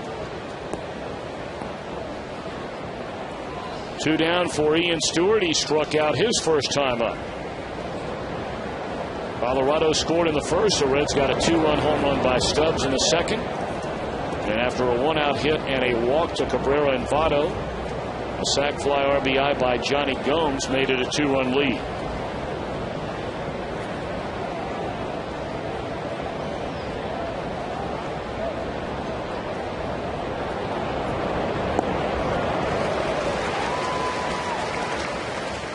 Tom, you said it earlier, talking about Volquez being nice and long and loose, and he didn't have that same delivery in the first inning. I think he was a little juiced up with the crowd and everything, but Boy, you talking about arm speed on a changeup now.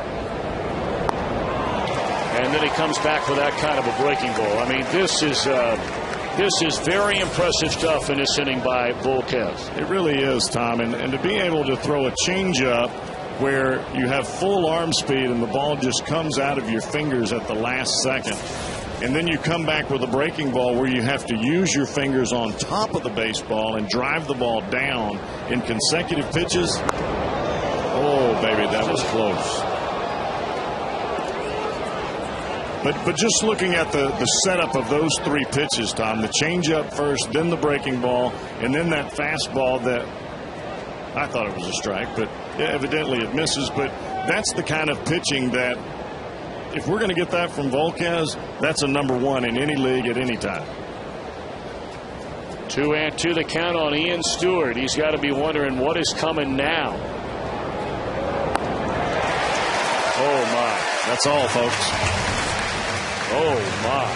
Welcome back, Edinson Volquez. That's strikeout number 6.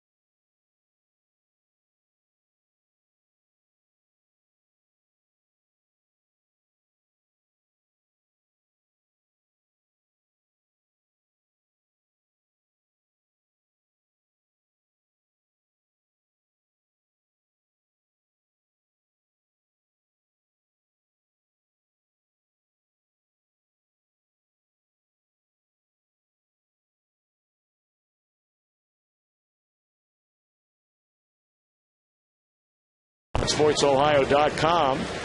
Get a recap of the game after it's over by going to FoxSportsOhio.com, presented by 1-800-SAFE-AUTO and SafeAuto.com. Hall of Famer Hal McCoy hanging out tonight and waiting to hear from you.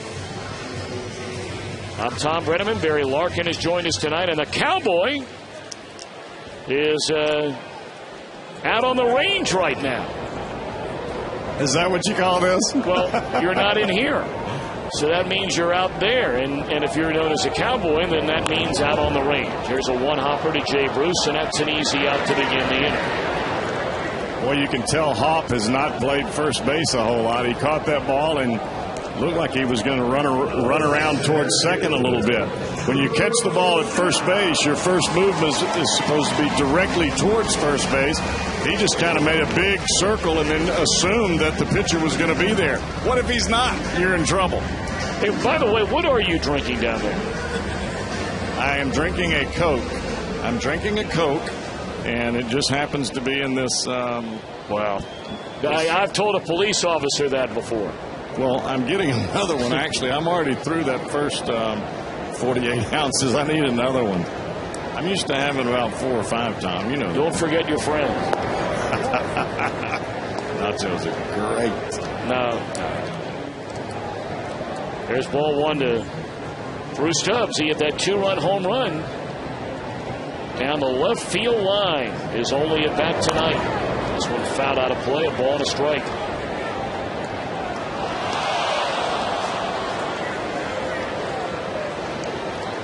So, Cowboy, when all is said and done, are those seats down there worth the price of admission? I would pay whatever they ask me to. I mean, this is big time. They just bring you whatever you ask for. You don't even have to move.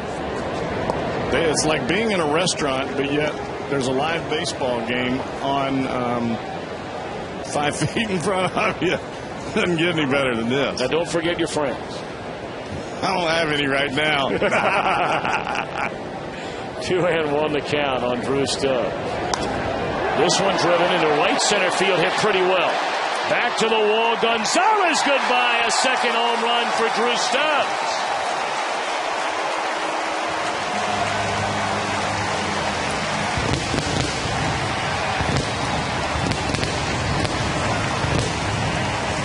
Thirteen home runs on the year now for Stubbs, and that makes it a 4-1 game. Tom, that was a pitch that he had fouled off earlier in the at-bat. A fastball down and away. The fastball that he hit out was a fastball in. So De La Rosa tries to go back away from him again, and he looks like he's on the Cub path now. He's looking for 3. Well, of course, it wasn't that long ago where Drew did hit 3 in a game. That was a 3-home run game in Chicago on that last road trip at Wrigley Field. But fastball down right around the knees, and Stubbs hammers that ball into right center.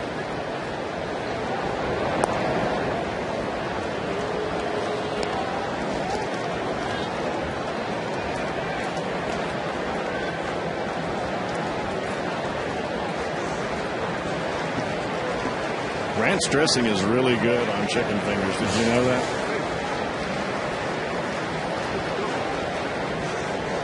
Well, we're not going to know either. Apparently, you said you have no friends. So, we know what that means for us. I'll save you a bunch.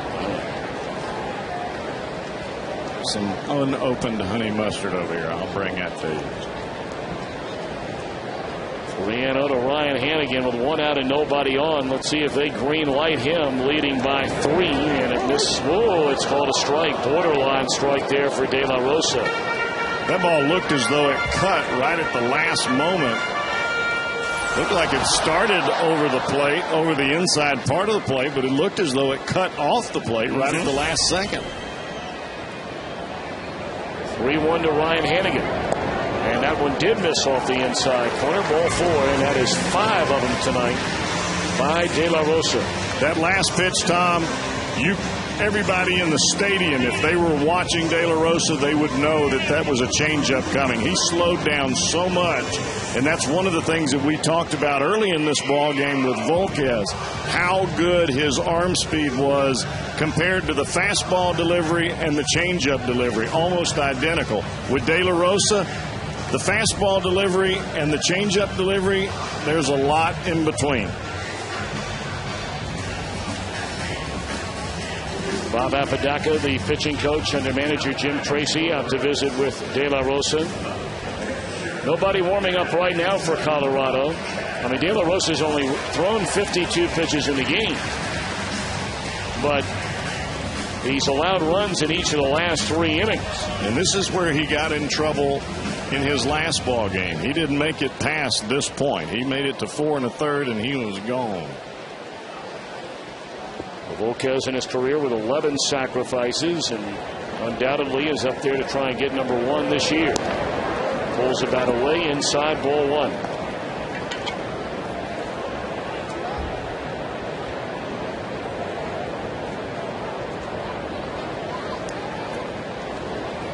You can be assured, Tom, that he has gotten plenty of bunting practice down in the minor leagues since he was gone. I bet they work on this stuff night and day.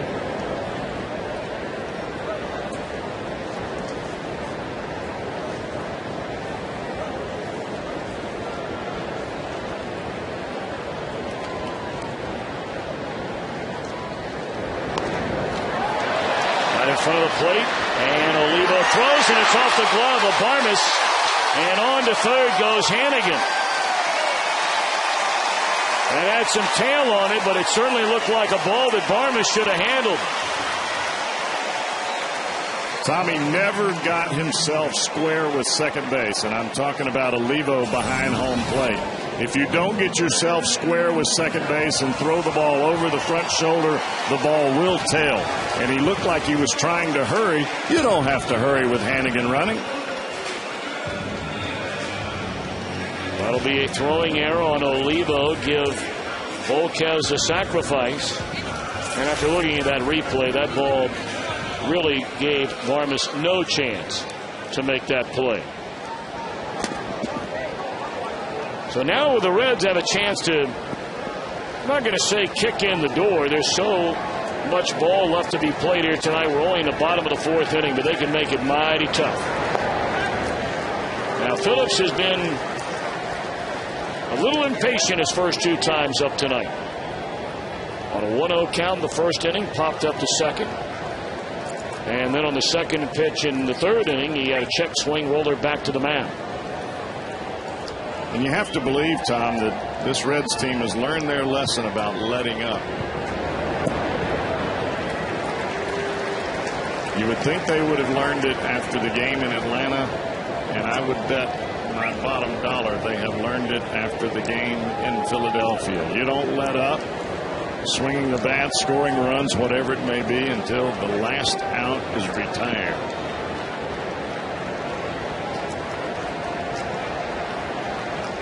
Two and 0 on Brandon Phillips here on the corners with one out, and there's ball three.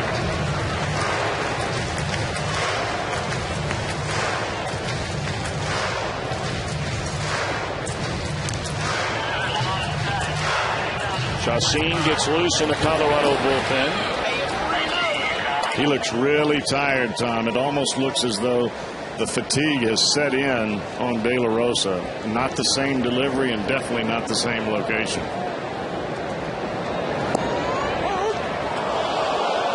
Borderline 3-0 pitch here, called a strike.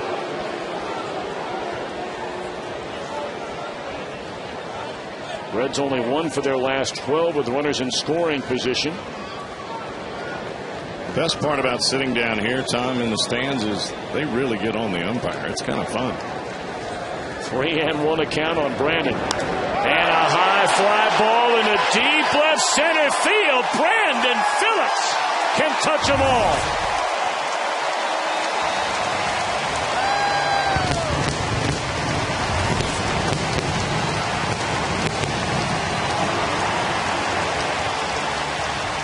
A 3-run home run in a 4-run fourth inning.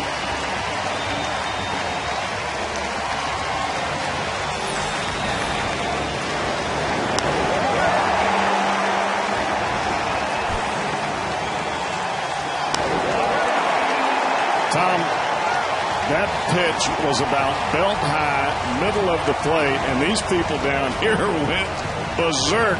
Not as the ball went over the fence, but as the ball took off from home plate. Oh, my goodness. And that's going to be all for Jorge De La Rosa.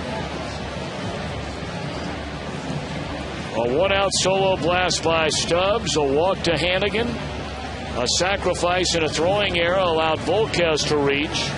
And then after Brandon got ahead in the count, 3 balls and 1 strike, he did what you're supposed to do. 3 balls and 1 strike, and that's hammer something. Yolis Chacin will take over our Skyline Chili call to the bullpen.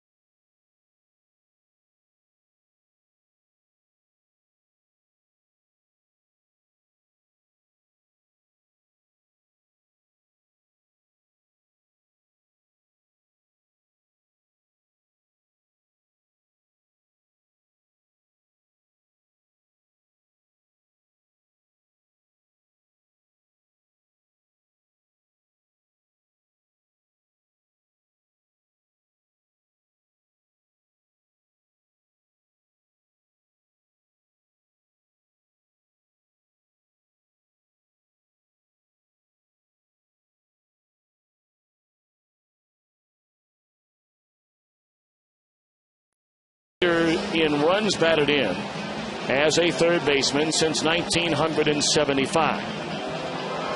And we'll give you a little while to think about that one. And meanwhile, we'll tell you about the changes made by Colorado. Double switch. They'll bring in Melvin Mora to play third base. And Yolis Chacin takes over on the mound. This is a young man that they believe is going to be an outstanding starter. They moved him into the bullpen. In fact, he had made 12 straight starts before they sent him to the pen. Tonight is only his second game working out of the Colorado bullpen. A very impressive rookie right-hander.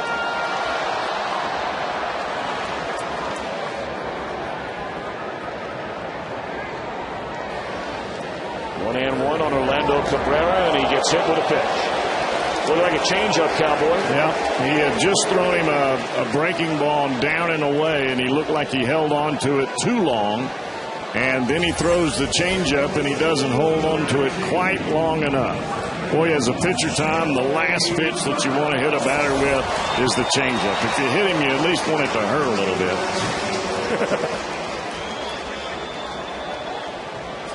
That one might not even leave a bruise. No.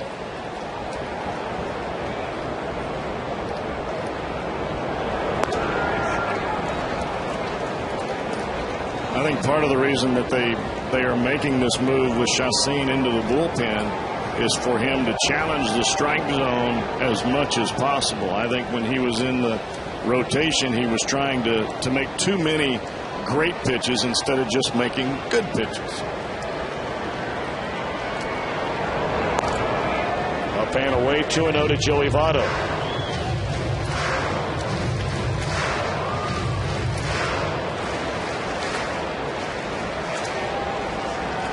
Well, Jim Tracy certainly has to be very concerned about Jorge De La Rosa. Back-to-back starts since coming off the disabled list, and Cowboy, he doesn't look like even the shadow of a guy that we saw who was so good last year down the stretch. And, I mean, just had unbelievable stuff when he was healthy this spring. He really doesn't have a whole lot of spring in his arm and at his release point. He almost seems as though he's pushing the baseball. And when you push the baseball, you're not going to get much out of it. You can get by with it for an inning or two, and then the hitters catch up to it. And the reason I use that as an example, because that slingshot mechanism that you see from most pitchers, that's what gives the ball life when it gets to the plate. And he didn't have any life at the plate, even though he had velocity. The life is what gets people out, that late dart, that late movement. 2-2 to Votto, and he takes off the inside corner. 3 balls and 2 strikes.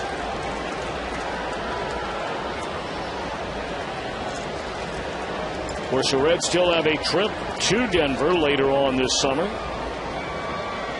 Now, with the unbalanced schedule, generally you only play teams outside your division 1 series at home, 1 series on the road.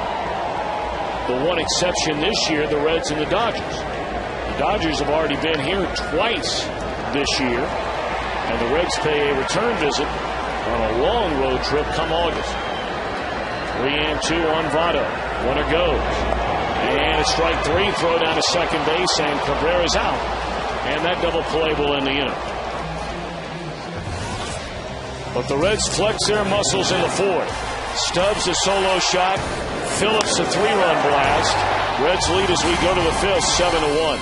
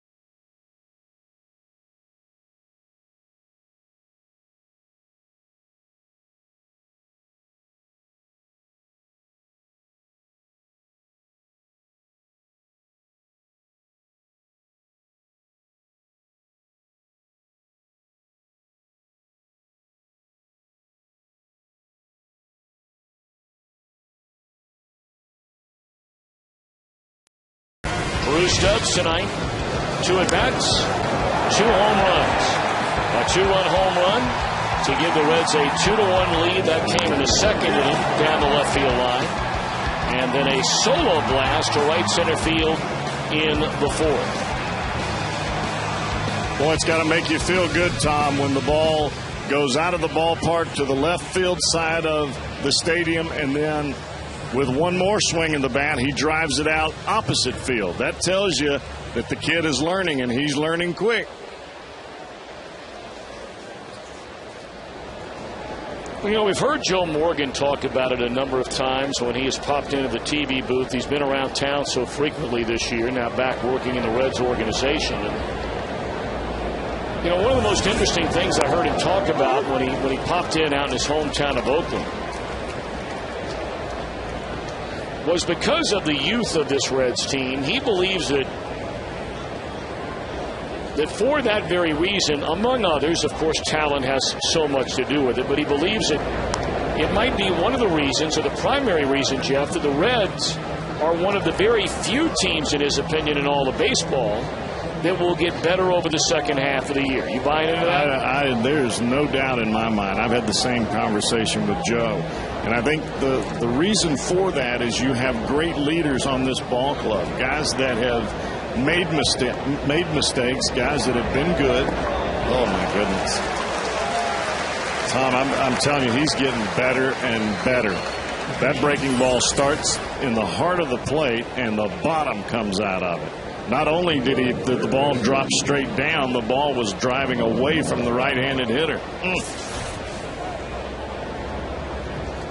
Going back to your topic about the youth of this ball club and the fact that they will get better in the second half. When you've got guys like Roland and Cabrera and really to a sense like Cairo and even a guy like Francisco Cordero and Rhodes.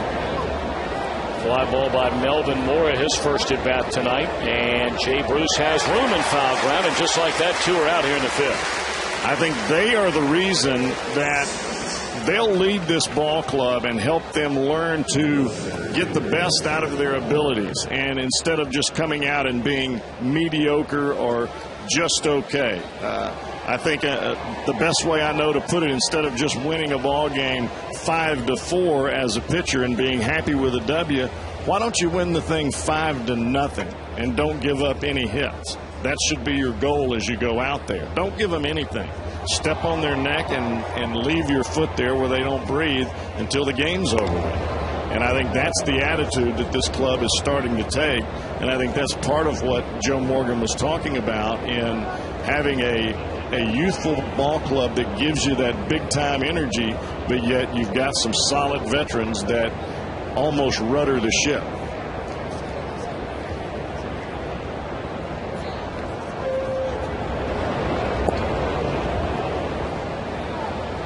Two another count on Dexter Fowler. He led off the game with a double down the right field line. They bunted him down to third, and then Gonzalez knocked him in. That is the only run against Edinson Volquez, and in fact that base hit by Gonzalez to knock in Fowler in the first inning. Colorado has had 1 hit since then, and during that same time frame Volquez has struck out 7 and walked only 1.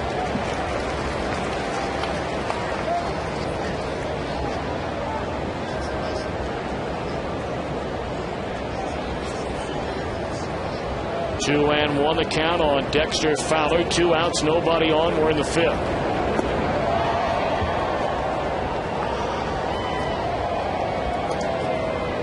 The 2-0 pitch made me feel pretty good, Tom, that he was able to go to the outside corner and get the strike when he needed it.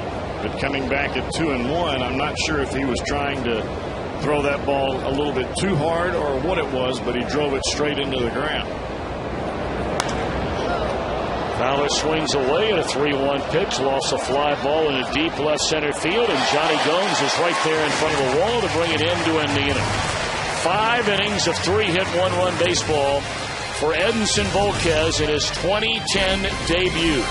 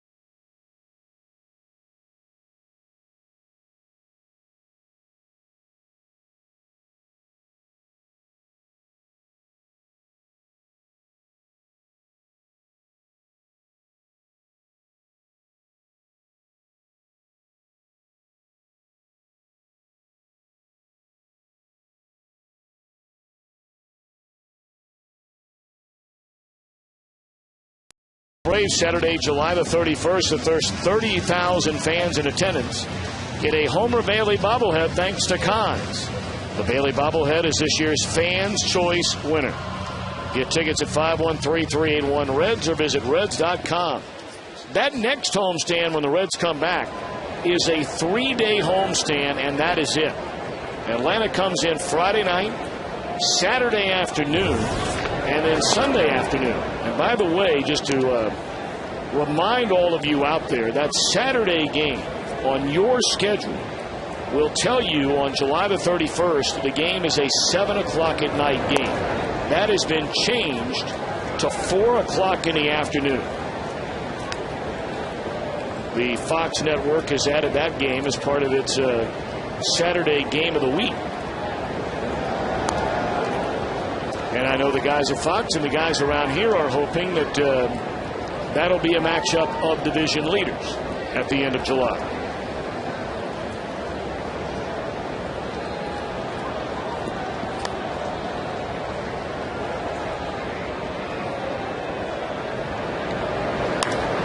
In the air, and Johnny plays long ball.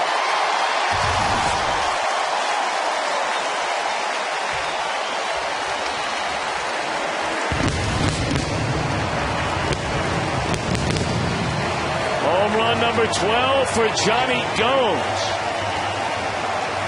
And the 4th home run tonight by Cincinnati. Down here, Tom, the home runs look a whole lot different. It's almost as though a 747 is taking off on the runway. I mean, they just lift off and gone into the fandom way out there in left field. Wow.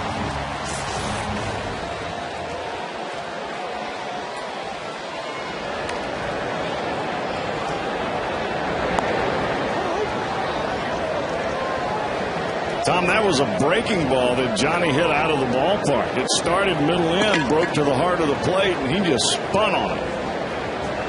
Well, Great American Ballpark has gone by Chase Field in Phoenix for most home runs in any ballpark this year. Reds have a total of 5 hits in the game, and they have 4 home runs.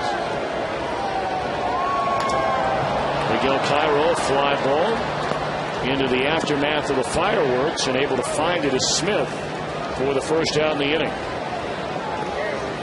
While we have a moment, let's answer our AT&T trivia question. Who is the Reds leader in runs batted in as a third baseman since 1975? And the answer is, well, who else would it be? Chris Saber, who will be officially inducted into the Reds Hall of Fame tomorrow night. But for all the fans of the ballpark here tonight, we had a pregame ceremony hosted by the Hall of Famer Marty Brennaman. And Cowboy, your regular partner, Mr. Brennaman, on the radio side, looked very dapper, dressed up for a change tonight. I know he doesn't like getting dressed up, but he looked very sharp. He really did, Tom. He was working the tie. He had the knot perfectly coiffed. Yes, he did. Around the neckline. I thought he looked awfully special. He did. And, you know, he gets very cranky. He's a cranky guy to begin with. I mean, everybody knows that. And no one knows it better than me. And he had a big list of stuff he had to talk about going downstairs, too. Fastball inside. Well over 3 or 4 pages, I'm sure. Well, there you see he has lost the tie. Oh, no doubt. That came off as soon as he left the field. There's a roller to the second baseman, and Jay Bruce retired. 2 away in the inning. He had on that red tie tonight. He looked very, very sharp. By the way, Tom, I want to thank Karen Forgas for making this possible for me to get down here and sit among the fans and be able to watch the ball game, especially watching Edinson Volquez up close and personal. My determination is that he is flat out ready to go. He looks like he just came off of a 7 or 8 game winning streak. Thank you, Karen. Now, I don't know if this is true or not, but we were told by somebody before the game that the seats that you are sitting in right now were actually the seats for Butch Jones, the new head football coach at the University of Cincinnati. Now, again, I don't know if that's rumor or whether that is a fact. No, it is a fact. As a matter of fact, he was sitting right here with all of his youngsters that had come with him and his boys, and they have since moved. I think they're in one of the suites. I think Karen took very good care of them. They may be sitting up with Mr. Castellini in the owner's suite, or they may be in the front gate suite, but I know that their seats are, these were prime time, and they were more than happy to allow us to do our thing down here tonight, and I'm sure they're having a great time wherever they are in some of the owner's suites or in some of the suites that are right here behind home plate.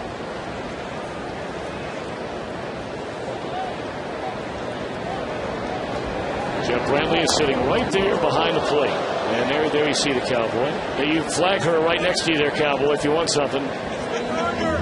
I'm going to get some chicken fingers and maybe a couple of nachos. Do you guys have ribs here? What about ice cream? No, I mean like a big thing of UDF, like 12 scoops. Tell her what order you'd like those scoops in, Cowboy. Yeah, I want some cookies and cream and some English mint chocolate chip, English toffee, and then the mint chocolate chip on the top. And can I get a 48-ounce Coke to wash that down? Thank you very, very much. I appreciate it. Thank you. Better reach in that wallet, Cowboy, and tip her. Yeah, we have to hurry because the game's almost over. I'm a slow reader. Thank you. You're unbelievable.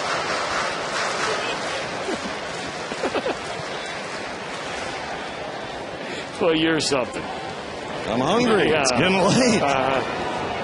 3-2 the count on Stubbs. And the inning is over. So while we wait on the 8th scoop order and that 48-ounce pop that wash it all down, better settle in there, Cowboy. Share some with Dickie Moss.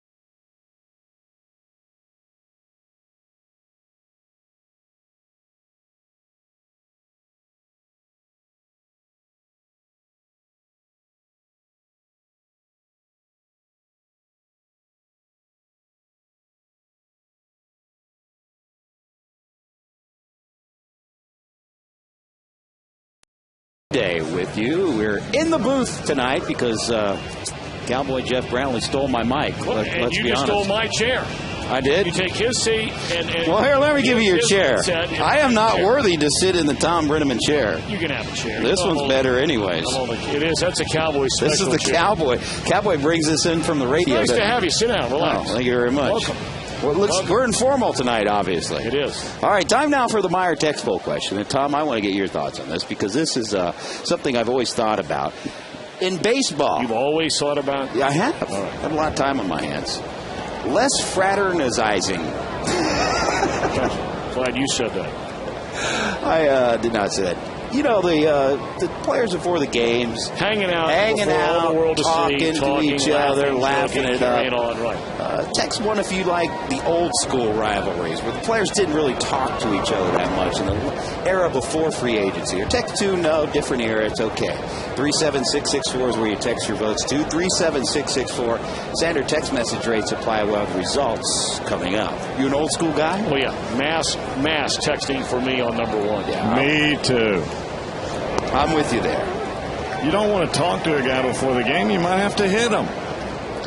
Very true. And back in the days before free agency, etc., there was a big rivalry between National League and American League teams. They just flat out didn't like each other. There were teams the Reds hated. Players didn't talk.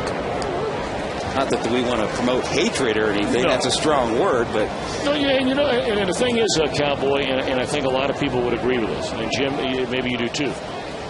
It's not like the players wouldn't have a chance, say, underneath in, the walkway that goes around the entire bottom of the stadium to visit with one another, so the whole world doesn't have to see it. Right.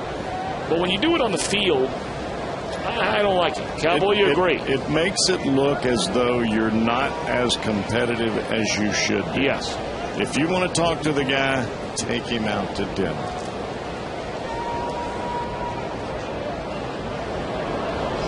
By the way, Tom, it took exactly, as Volquez walks about her there, it took exactly, 5 innings or so for my prediction on the pregame show. My stomach was growling. I said on the pregame show that Jeff Brantley sold it, that he would be behind the plate to look at the velocity of Volquez, etc. Those are all-you-can-eat, all-you-can-drink seats. I mean, he snow jobbed you guys. You know what? I have no problem with it. It is a much more roomy setting up here now until you just showed up. It is very comfortable up here. I think that's my cue to leave. It's very, very quiet. And, I think it's something we should explore frequently. I want to know how, for example, Travis Wood throws tomorrow. Oh, no, it's hot. Oh, I see. That ball in the air off to the third base side out of play. I've got hometown sensitive fans skin. Have not seen Travis Wood yet. Yes. The first game he started was on the road in Chicago, then New York, and then Philly. So my skin is sensitive. Can't you see how white I am? Well, have you checked me out lately? Well, I might get burned if I sit out here during the daytime. I've got to sit out there in the time. Plus, I've got these high rows up on my skull.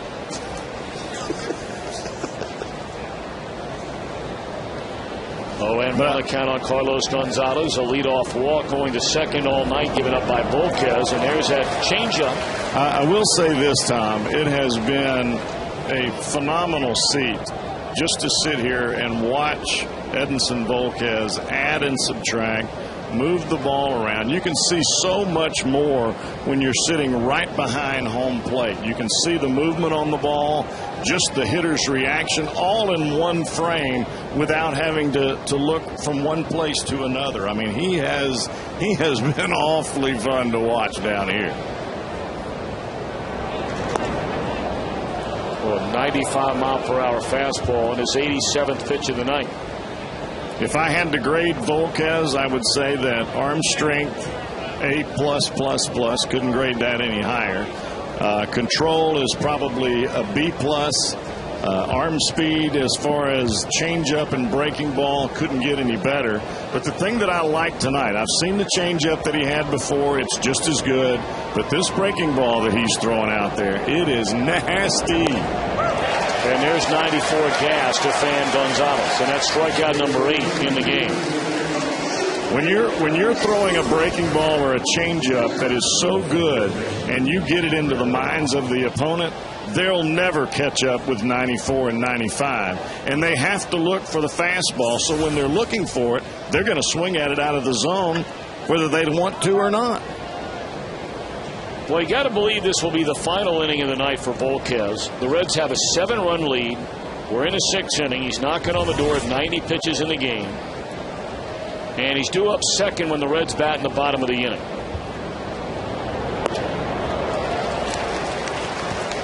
I mean, right now, Tom, he's just reaching back and he's playing games with the Rocky hitters.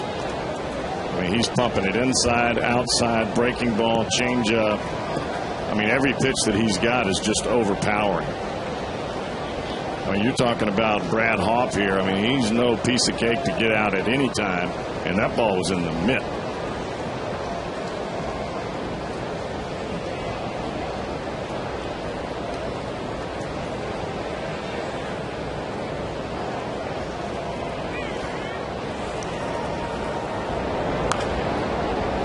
Grounded foul. Tom, the view that you get down here on that changeup is almost as though he's reaching out to shake your hand and he's letting the ball go at the same time. The fastball, he reaches out and that baby just hops out of his hand. But on the changeup, it looks like he's reaching out even extra to say, hey, how you doing? Or maybe, hey, see if you can hit that. 0-2 to Brad Hoff. A check of the runner in the pitch. Fastball away.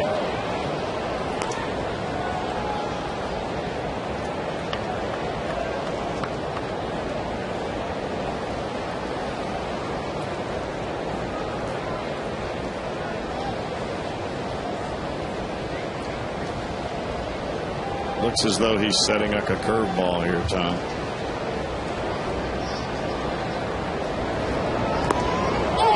You caught it, and that's strike 3. 9 strikeouts for Edinson Volquez tonight. Well, it's an off-speed pitch. It didn't end up being a curveball, but it was a changeup that ran back over the inside corner, and that fooled Hop big time. We saw Hop early in the ball game take 2 changeups away. Well, Volquez makes the adjustment. Instead of throwing it outside where he knew he would take it, he throws it inside and lets it run back over the plate for a strike because Hop is going to take an off-speed pitch no matter what. See you later. Well, the 9 strikeouts, the most in an opening start of any season in the very young career of Edinson Volquez. Prior high was 8. Breaking ball in there, strike to Seth Smith. Where is MC when you need him? Because that was hammer time.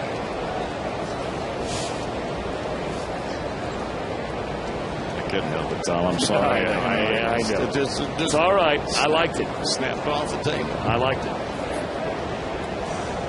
And, you know, this might be his last batter, so you know what I need going to break tonight, don't you, Cowboy?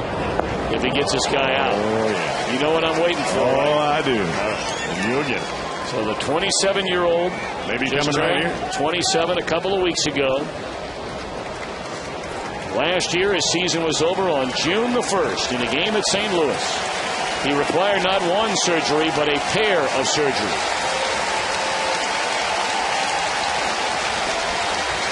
One to repair a ligament in the elbow, the other a torn flexor mass in the same right elbow. And now the 0-2 pitch is up and away. I mean, going all the way back to the wintertime, we heard how far along Volquez was and how they were going to have to try and rein him in a bit from trying to come back too soon. It was June the 12th he went out on his first rehab start. Made 2 for Lynchburg, 4 at AAA Louisville, and tonight his 2010 debut with the big league club. And he is a strike away from fanning 10 batters in 6 innings.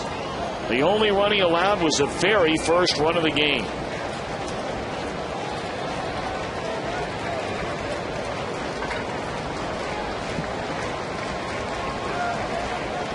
"95 pitches in the game for Edinson Volquez, and he now tries to put Smith away to end the inning.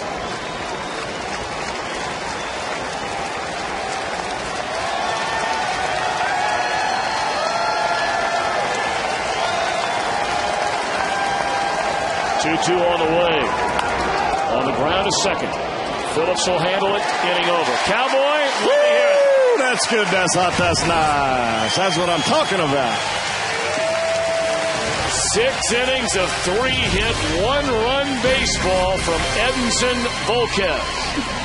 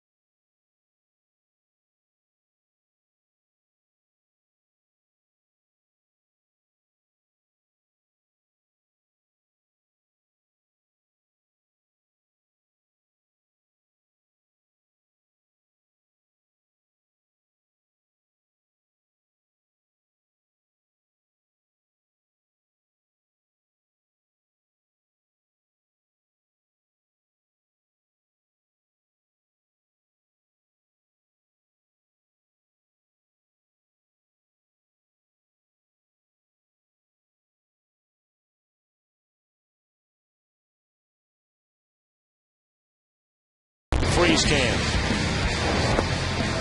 Stuff, and more stuff. Edinson Volquez. Don't know for sure if his night is over. In fact, now we take a look, and he's due up second man. Lance Nix is coming out to the on-deck circle and receiving congratulations from teammates. And why not? What a spectacular 2010 debut for Edinson Volquez. And why not smile, young man? You've worked so hard to get all the way back here. He allows a run in the first inning on 2 hits. He allows a hit in the second inning and does not allow a hit over his final 4 frames. What a night for Edinson Volquez, and what an even bigger night for the Cincinnati Reds, knowing he is back in their rotation for the final 2.5 months of this regular season. Wow.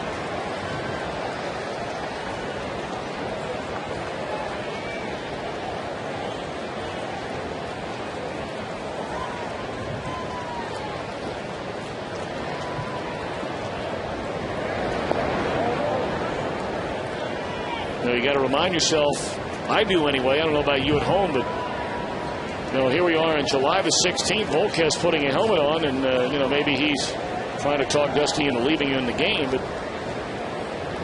you can't help but just get so excited about what is going on around this franchise right now. I mean, especially the starting pitching. I mean, everybody we've seen from a 90 team and guys that have been around town for a while that have continue to make their home here are those that follow the Reds. And you look up and down the starting rotation, and the 5 guys that are going to begin the second half in it. Arroyo last night. Edinson Volquez tonight. Rookie Travis Wood tomorrow. Johnny Cueto, 24 years old on Monday. Mike Leake, 22 years old on Tuesday. You have the guy who's been one of your real horses on some down teams around here, Aaron Harang, on the comeback trail. And I know some have been a little down on Harang, and really they're down on him based on the first 3 starts of the year, because ever since then he's been pretty doggone good. There's strike 3 to Hannigan. You talk about Matt Baloney and how good he has been, and now sent back to the minor leagues. Aroldis Chapman on the way, perhaps as a reliever. And then you think about even a guy like Sam LeCure, Homer Bailey. I mean, these are guys that could be in a lot of rotations right now as you get a look at the next 3 games coming up. Those are the 3 names we just mentioned. But man, oh man, to have really 9 deep in a starting rotation. And the only guy of that entire group that is really not ready to pitch a big league game right now is Homer Bailey, although he's hitting ready to go out on rehab. But to now add Volquez to all these other pitchers, it's amazing. Gracious. It really is amazing, Tom, to watch what he was doing. Lance Nix off the bench, hammers one to straightaway center, and you knew Fowler would catch it if it stayed in the park. He can fly. Yeah, he can run. The game is so much faster down there, watching it right behind home plate. It just seems like, it's almost like playing again. And to watch a ball drilled like that, and you see somebody turn tail and run, you know they're going to have a difficult play on their hands, and he's still able to make a great play. Well, Cowboy, welcome back to the booth. It's nice to be back. We missed you very much tonight.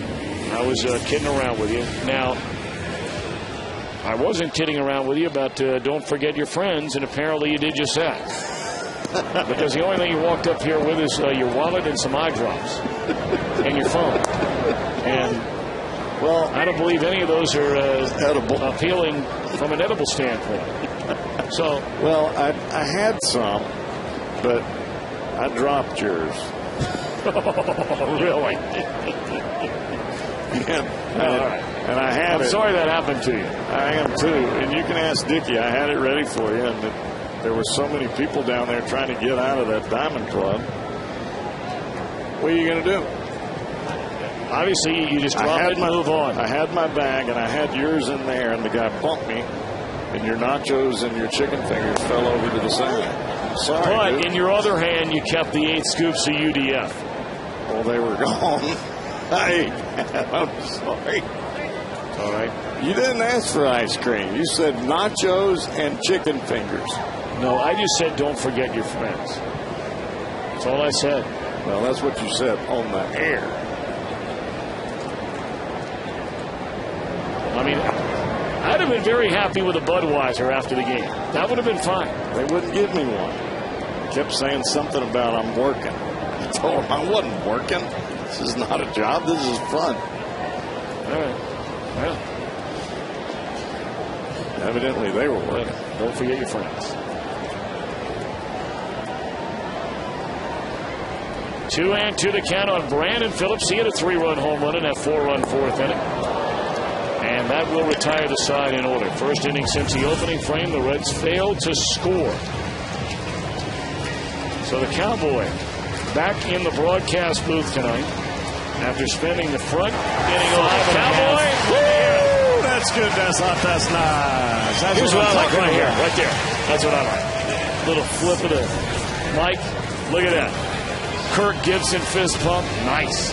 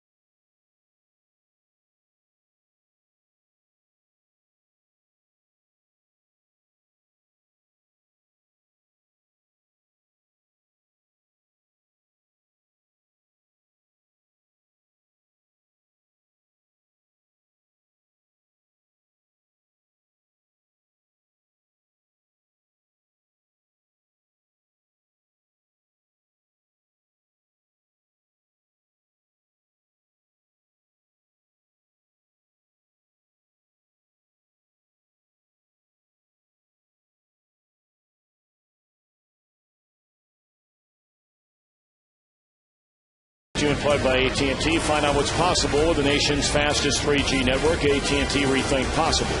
By your Cincinnati, Northern Kentucky Honda dealers. Visit mycincinnatihondadealer.com. And by Hollywood Casino. Nobody has to yell action here. It's Hollywood Casino, Lawrenceburg, Indiana. Logan Andrusik, the right-hander, will take over for Edinson Volquez, who was, well, he was fabulous. Andrusik had retired 20 consecutive batters until he walked Castro leading off the 10th in Philadelphia and didn't allow a run any of his last 10 appearances. So he's been getting her done.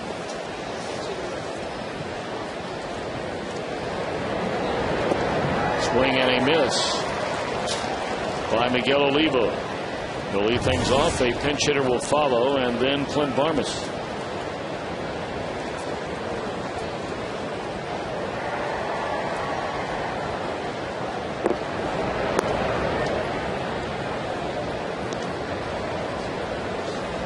Speaking of food, Reds fans, for great food with family and friends this summer, think JTM. Food, family, and fun. That's JTM.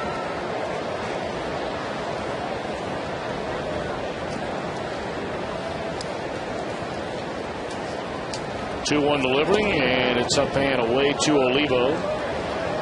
We're in the top of the 7th inning, and the Reds lead at 8-1. They fell behind 1-0 in the first inning.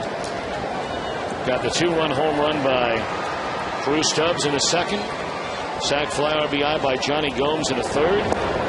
In a 4-run fourth inning, a pair of home runs. Solo shot by Stubbs, and a 3-run home run by Phillips, and then Johnny Gomes got in on the act with a solo home run leading off the 5th. And And in this part of the ball game, coming out of the bullpen, you make them swing the bat. This is the time, Tom, where if you're a reliever, you come out, you know you have a big lead, but you still want to be aggressive. So your aggressiveness is pointed not to the corners of the plate, but down in the strike zone and the middle thirds of the plate. Just like that. The ground is short to Cabrera. One away. You know, so much has been made, and we were talking about it a minute ago, as Ryan Spilborghs will come up to bat for Chacin. He did a nice job out of the Colorado bullpen, but you know, with all the young starters we were talking about while you were making your way up here from down below, and all the youth, 4 of the 5 starters right now, 27 or younger. But really look down in that bullpen. I mean, now we know about veterans, Cordero and Arthur Rhodes, but really everybody else down there is very, very young, including the 2 rookies, Andrusic and Jordan Smith. A liner to Bruce for out number 2. And I think one of the reasons, well, I think the main reason that Jordan Smith was brought to the big leagues from AA and he skipped over AAA is the fact that he throws strikes. For the most part, he is coming into the strike zone. Now, having to learn to pitch at the big league level is a difficult task for anyone. But he does have the stuff, sinking fastball at sometimes 95 miles an hour and a good breaking ball. Now he's got to learn to use it and keep it down.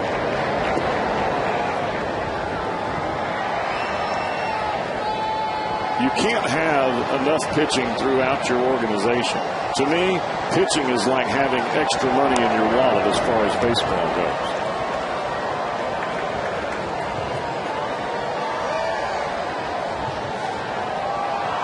Whenever you hear teams wanting to trade or wanting to do something out there in that type of market, they're always asking for your pitchers. Off the end of the bat, popped up by Barmas. Easy for Cabrera, and a very impressive 7-4 on Bruce. Reds lead 8-1.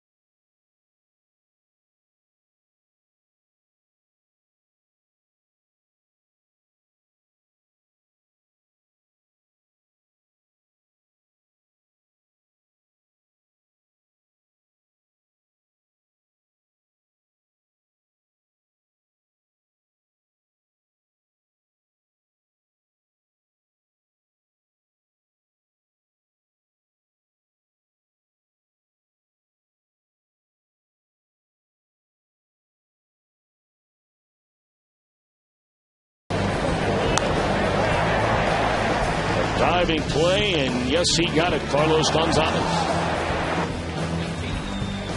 Good looking player, man. Real good looking player.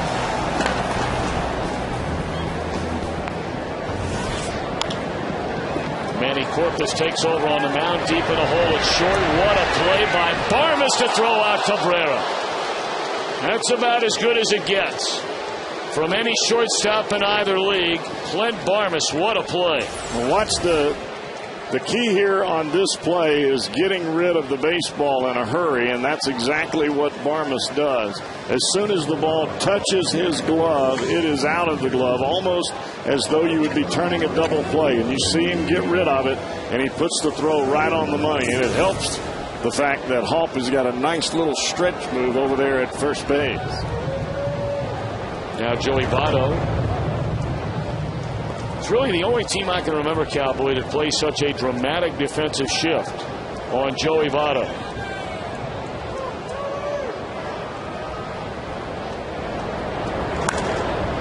And he hits it right into the teeth of the shift. 2 outs. And you notice that when you're sitting downstairs, and I think for the most part for Votto, they just want Votto to think about it a little bit and try to change his swing. And by changing your swing, a lot of times you get yourself out. And for Votto, I think for him, you don't change your swing. You just do whatever. But for Jay Bruce, I think you drive the ball the other way, you'll pick up a heck of a lot more hits.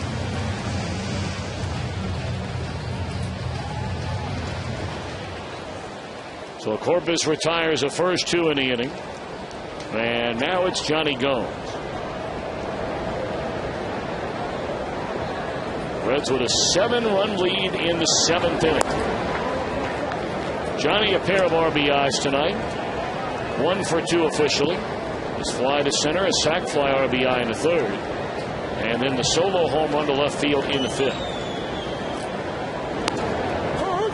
Well, what has happened to the velocity from Manny Corpus? Well, a lot of people talked so much at the All-Star break about, you know, what Colorado thought would be a strength of this ball club, their starting rotation. Man, they've got some good arms, including the best pitcher in either league so far this year in Ubaldo Jimenez. But they have really had to tax that bullpen.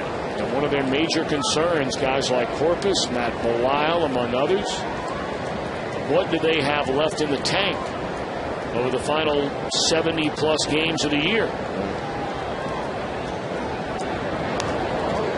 Well, they were spent a lot on the drive in last year's issue to keep Tracy there. But Corpus was a 94, 95 mile an hour guy with some phenomenal movement. And for him to be just throwing 90 miles an hour, not that that's not fast, because it is. That's 5 miles an hour off of what he had before. He doesn't have nearly the snap or the stuff velocity-wise, just arm strength, basically, that he had before.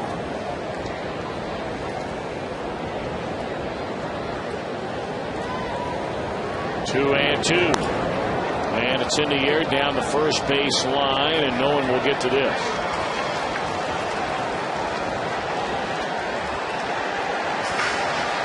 Many of you probably know by now, the Cardinals won again as a fan comes running on the field. Standings presented by Honda.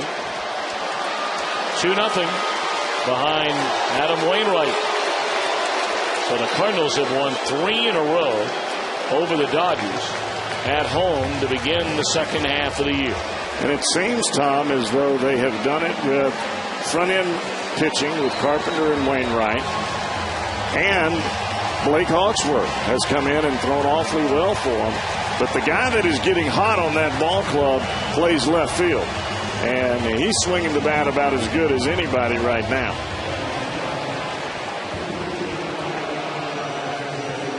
And that would be Holliday when you're scoring at home. Matt Holliday. Well, that front threesome, you threw in Hawksworth as well, but really with Garcia, Wainwright, and Carpenter. I mean, those are the guys that they're going to be riding hard to the finish line.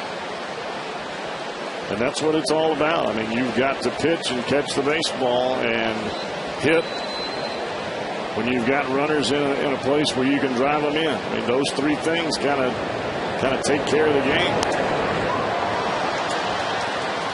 And their bullpen continues to get the job done. Right. I mean, I think all of us felt like when you just looked at the arms down there, and I don't want to beat up on anybody. It's not what I'm doing. I'm giving them credit. Their guys are throwing strikes and they're getting people out. But we didn't think that would be a strength of their ball club. We thought it would be a weakness, and it has ended up being a strength. And where they had the issue with losing a couple of starters, they've been able to bring in a guy like Hawksworth, who has never really been a starter over a period of time in the big leagues, and he's done awfully well. Gomes going swinging. We move to the 8th. All Reds thus far tonight.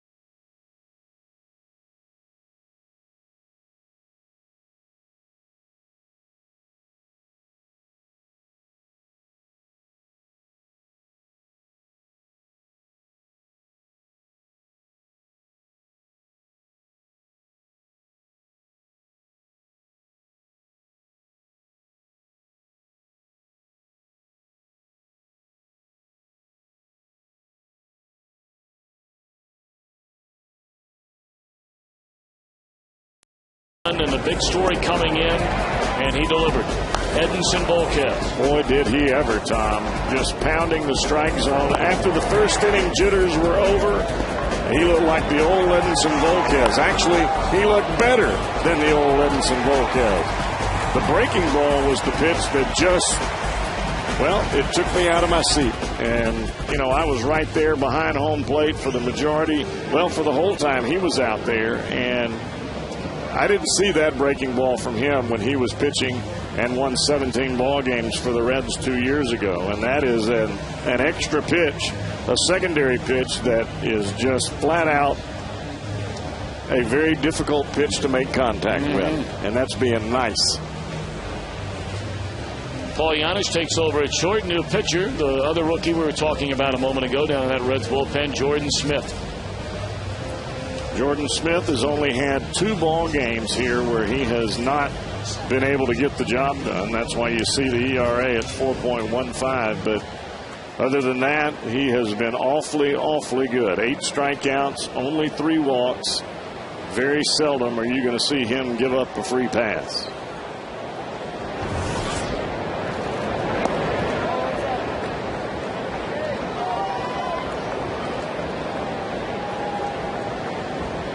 Melvin Moore to lead things off in the Colorado 8th inning, to be followed by Dexter Fowler and then Jonathan Herrera.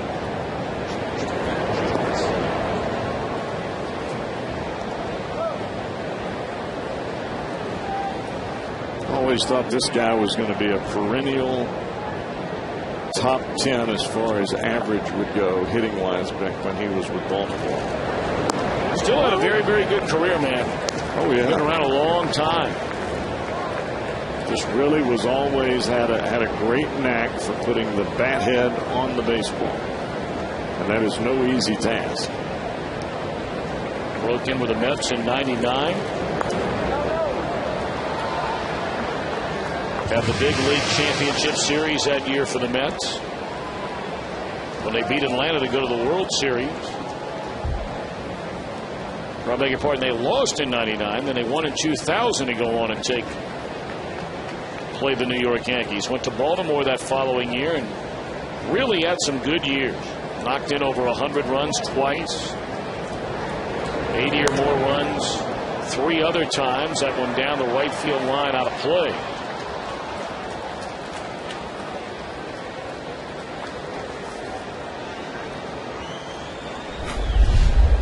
Well, if you visit the Reds Hall of Fame and Museum during weekends in July, you'll receive a free collectible gift. All weekend full price paying guests to the Hall this month get a coin set honoring the 2010 Hall of Fame inductees. For more information, call 765-7923 or visit Reds.com/HOF.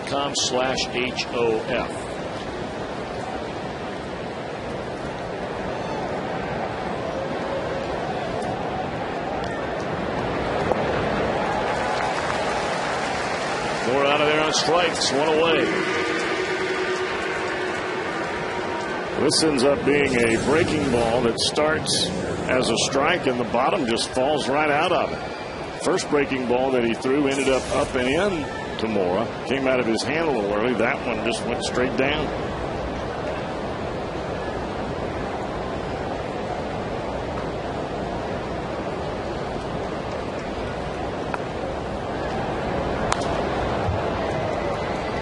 Fastball fouled away by Fowler, strike one. Fowler 1 for 3 in the game, doubled the leadoff, scored the only Colorado run. And the double was an effort double. Yep. I mean, it wasn't automatic. He's just so fast that when the ball stopped, Jay couldn't get to it and get a throw in with the fact that everything was wet out there. 2 away in the inning.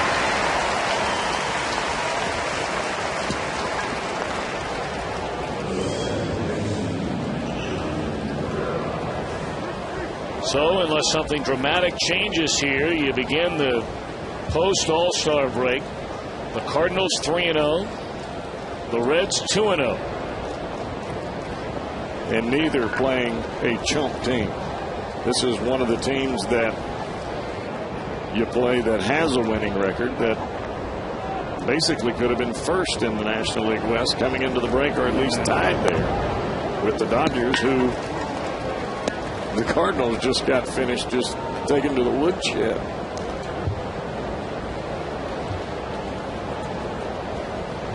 Oh, and 1 account on Herrera, who has put down a sacrifice and walked twice. And a bullet into center field, a base hit. This guy gets on base, doesn't he? He really does, Tom. He's got a very short swing, and he knows his role in the game. He's just trying to make contact and use his speed. He keeps the swing short. I mean, that ball, that bat goes from right where he's holding his hand straight to the baseball. No excessive or alternating movements. Brad Eldred will come on and bat for Corpus, who goes a perfect inning with a strikeout.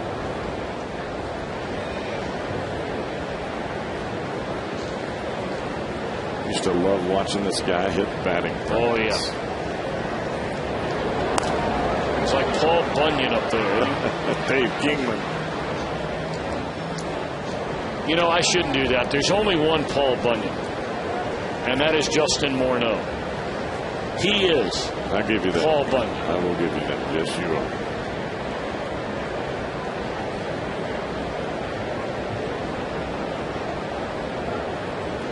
The thing about Morneau is he hits when it's game time. Oh, yeah. And that's really the only kind of hitting that matters. Him and Maurer. Oh. Man, you know, obviously being in the National League, don't see those guys much, but man, those guys can hit. Yes, they can. Even though Maurer here lately, I guess, has been struggling. Struggled coming into the break and has struggled afterwards. But a guy like him, it's not going to last long as a Cowboy. No, I think with those two guys, that's the reason that you give them those big contracts, even though you're in a small market club, because they are the type of individuals that can carry you both in the clubhouse and on the field, and that is big. 2-2.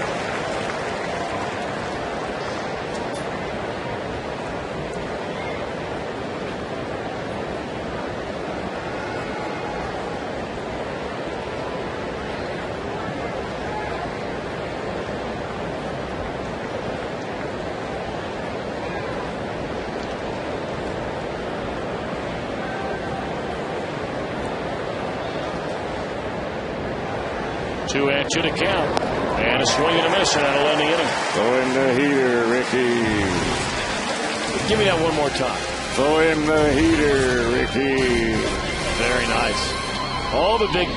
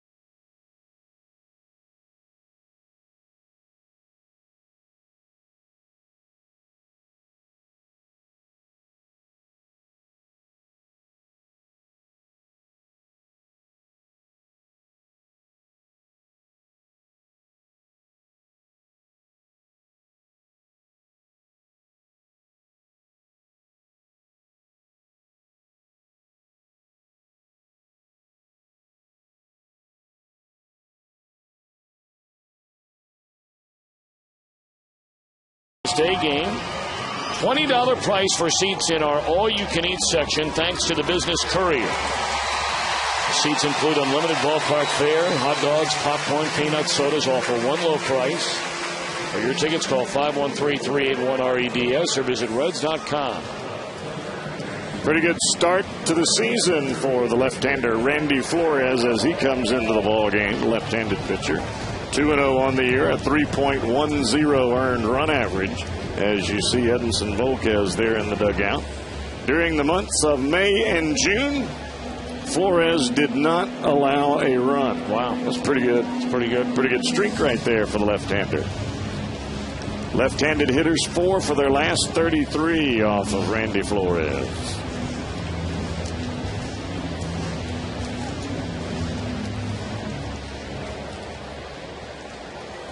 It's a good weapon to have inside that National League West. Every division has a lot of very good left-handed batters. But, man, there's some major thunder out in that National League West. And you know the one guy that everybody fears the most from the left side in that division is Adrian Gonzalez. They have Andre Ethier out there as well. James Loney with the Dodgers. We saw all the damage they can do. Yeah, the Dodgers have some guys that can flat pepper. High roll, fly ball into right center field. Well, they shouldn't be afraid to mix in a couple of those peppering tomorrow. I know it. Right?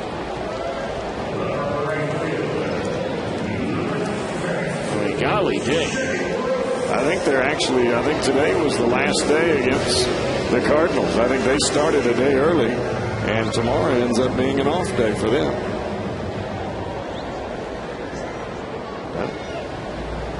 Maybe it is a 4-game series. Yeah, 4 games set to begin a second half.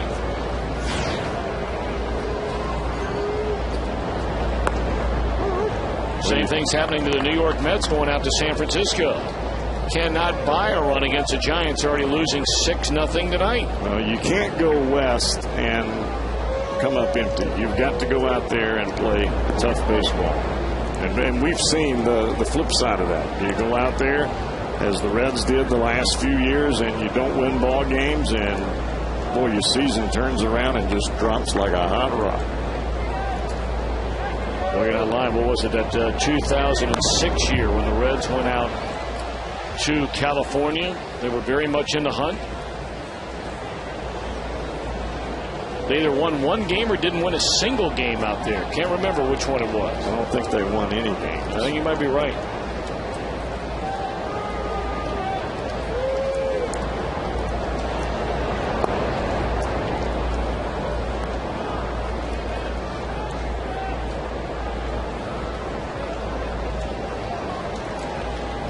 2-2 to Jay Bruce.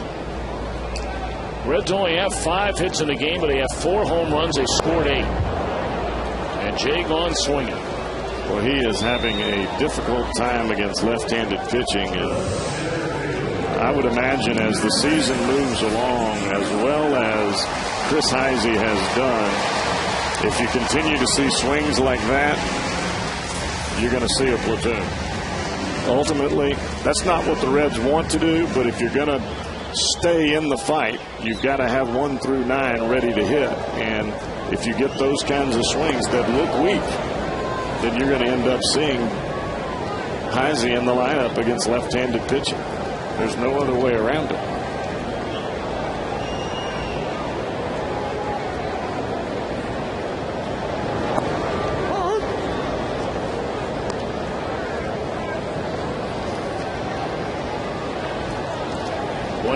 Drew Stubbs, who's had a good night tonight. A pair of home runs, a 2-run shot in the second, a solo home run in the fourth. A broken bat pop-up that will end the inning.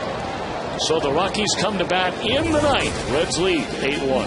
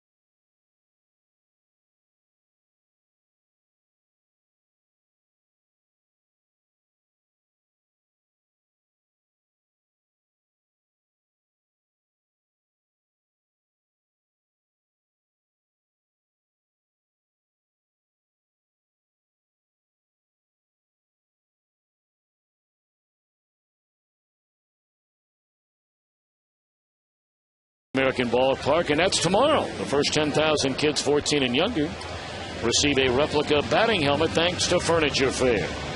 I mean, these look like the real deal. You can get your tickets now by calling 381-REDS or visit reds.com/family. That'll be tomorrow. We've had great crowds the last couple of nights, and it'd be nice to see some of the big crowds continue into the work week starting on Monday night. Amen. I would love to see that. And after every Reds game, Fox Sports Ohio breaks down the game and talks to the players and coaches on Reds Live. Brought to you by Kings Honda and the Kings Auto Mall. Visit KingsHondaUSA.com.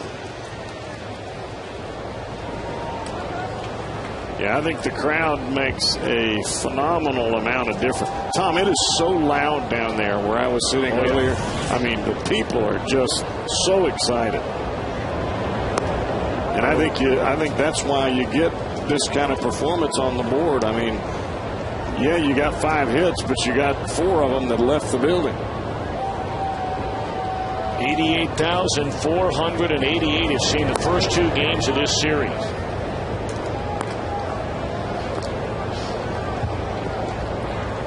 $41,300 a sellout tonight, nearly a sellout last night, 37,188. And there's still 5 more games to go on this homestand. Tomorrow, and then 4 against the Nationals night games on Monday, Tuesday, Wednesday. Get our first look at Steven Strasburg during that series. And then a day game on Thursday to wrap up the homestand. And the Reds will be on their way inside the National League Central Division, playing 3 games the following weekend in Houston, 3 games in Milwaukee, back here for only 3 games. How about that? Against the Atlanta Braves. I heard you talking about that earlier. Then hit the road for the Pirates and the Cubbies. That'll take you through the first week of August. There's ball 4 to Brad Hawk to begin the night.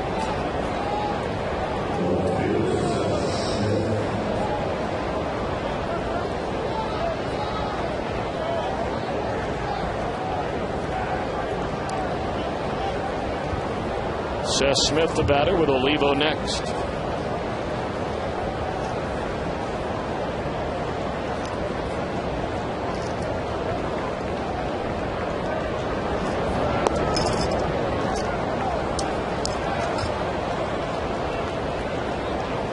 And Hannigan is going to go out and have a little conversation with Jordan Smith. Smith thought a couple of those pitches to Brad Hawk were strikes. And Hannigan knows you don't want to let your youngster Smith get frustrated. You just keep throwing strikes and keep pounding that strike zone. Look for the sinker for a double play right here.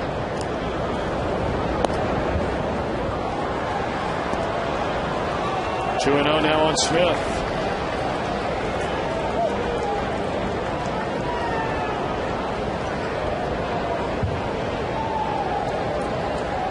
I don't know what's going on now, but Brian Price coming out of the dugout. And I think this is as much about maybe he may have seen a mechanical issue. Maybe Jordan was rushing a little bit or not getting himself in a right mechanical spot, or this may be just a little pep talk and get back in the swing of things and get the ball going back in the right way.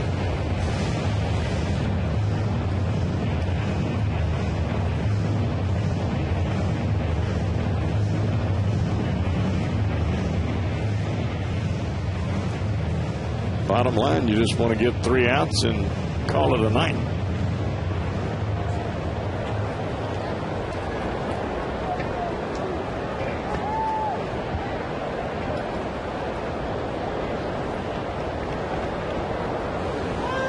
Two and oh, the count on Seth Smith, and a fastball right down the middle, strike.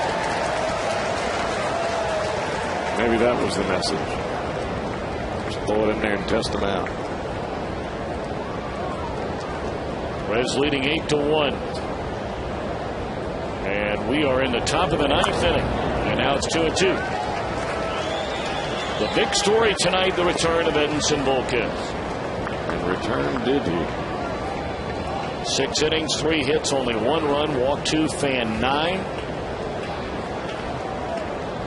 through 96 pitches in the game. Welcome back to the big leagues, Edinson Volquez. First batter of the ball game. Hit a hustle double. Phillips bobbles the ball and still gets he out of first base. 1 away. Looked like he tried to turn his hips towards second base a little too soon, and that ball popped right out of there. He was moving to his left, and in order to make that play and make it quickly, you got to get that right hip open a little bit sooner than you normally would, and it looked like the ball just rolled up the glove a little bit too quick on him.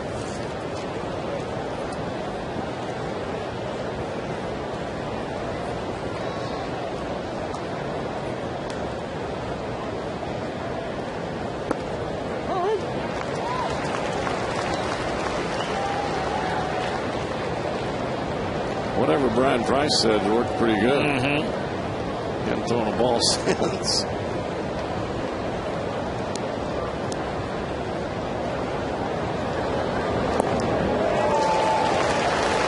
And now 0-2 on Olivo.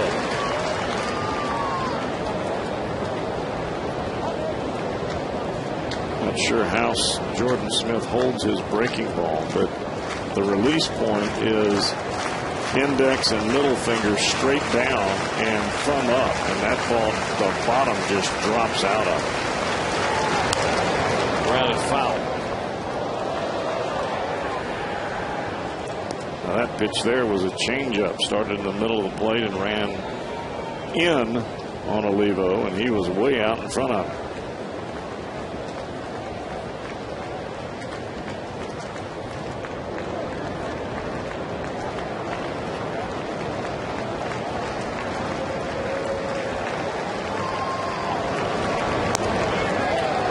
Fastball away, 1-2 on Olivo.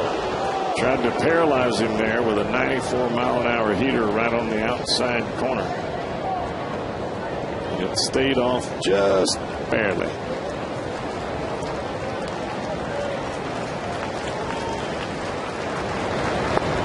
Swing and a miss, and the Rockies are down to their final out of the ninth. Third strikeout for Smith. That's that straight down breaking ball again. Fingers on top. And fingers down, thumb up. You hear that a lot of times when we talk about breaking ball action. Fingers straight down, thumb straight up. You get that top-like spin on the baseball and the bottom falls out of it.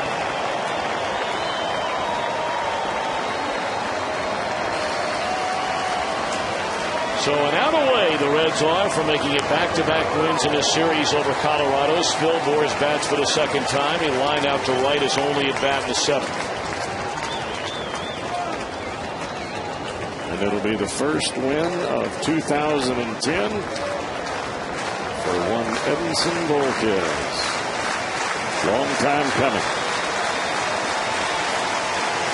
And boy, it's nice to have him back. Oh, baby. In the air left field, and this will do it. So for the first time since May the 5th of last year when he beat the Florida Marlins in Miami, Edinson Volquez is a winning pitcher in the major leagues. Welcome back indeed, young man.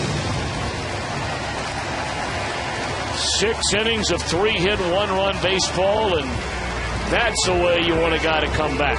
Well, he had a lot of adrenaline going early in the ball game, but after that first inning, Tom, he was about as masterful as you could possibly be against an awfully good offensive team in the Colorado Rockies, and he just flat shut them down. All righty. So the Reds will go for the sweep tomorrow. We have more still coming your way from Great American Ballpark tonight. An 8-1 Reds win.